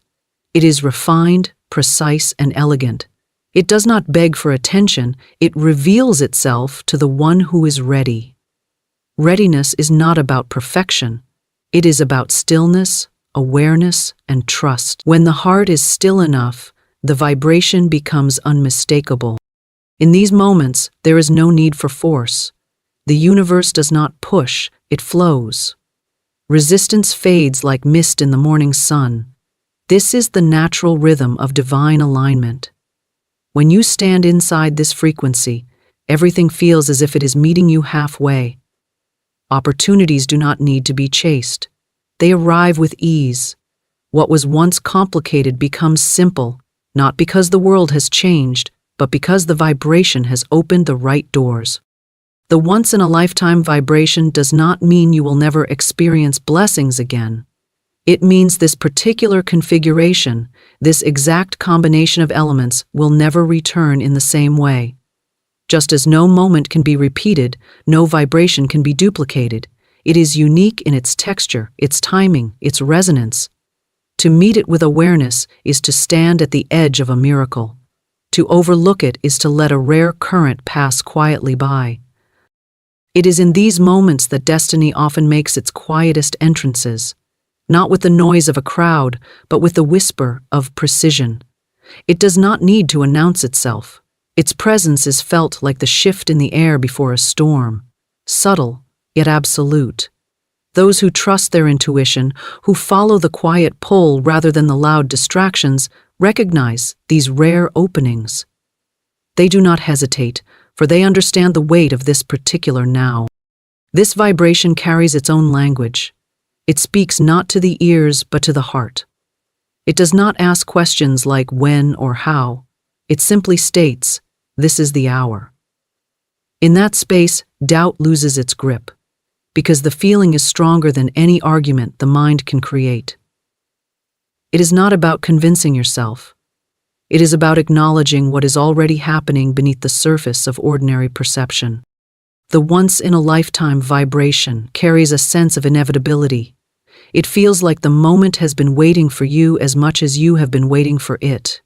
Everything converges, the past, the present, the hidden preparations. It is the intersection where what you have become meets what has been prepared. It is a mirror, showing you not just what is possible, but what has already been set in motion. When this vibration appears, there is no need to force doors open. They are already ajar. All that is required is recognition and response, a soft yes, a quiet step forward. The moment does not demand loudness, it asks for presence. It is not about doing more, it is about being attuned enough to step into what is already unfolding. The vibration carries a sense of expansion. The air feels lighter, the world seems wider, possibilities stretch beyond their usual boundaries. It is as if time itself pauses for a breath, giving you a chance to align fully with what has been waiting. You sense that if you reach out your hand, the universe will meet you, not because of luck, but because the rhythm is right. There is no formula to summon these moments. They cannot be manufactured. They are not rewards, but alignments, arising when inner readiness meets divine orchestration. All you can do is be awake enough to recognize them, quiet enough to hear them, and brave enough to step through them. They are not fleeting tricks of fate, but carefully woven threads in the tapestry of your life. Every person encounters these vibrations, though not everyone realizes their presence. Some rush past, wrapped in distraction. Others pause and feel the shift. Those who recognize it often look back later and say, "It was as if everything changed in a single breath," not because something was created from nothing, but because everything finally aligned. This vibration is not loud, but it is powerful. It is subtle, but it reshapes destinies. It carries the weight of invisible preparation, the momentum of what has been building quietly behind the scenes. It is not about chance. It is not about luck. It is the moment when the pattern hidden beneath time reveals itself in perfect clarity, waiting for the soul awake enough to say yes.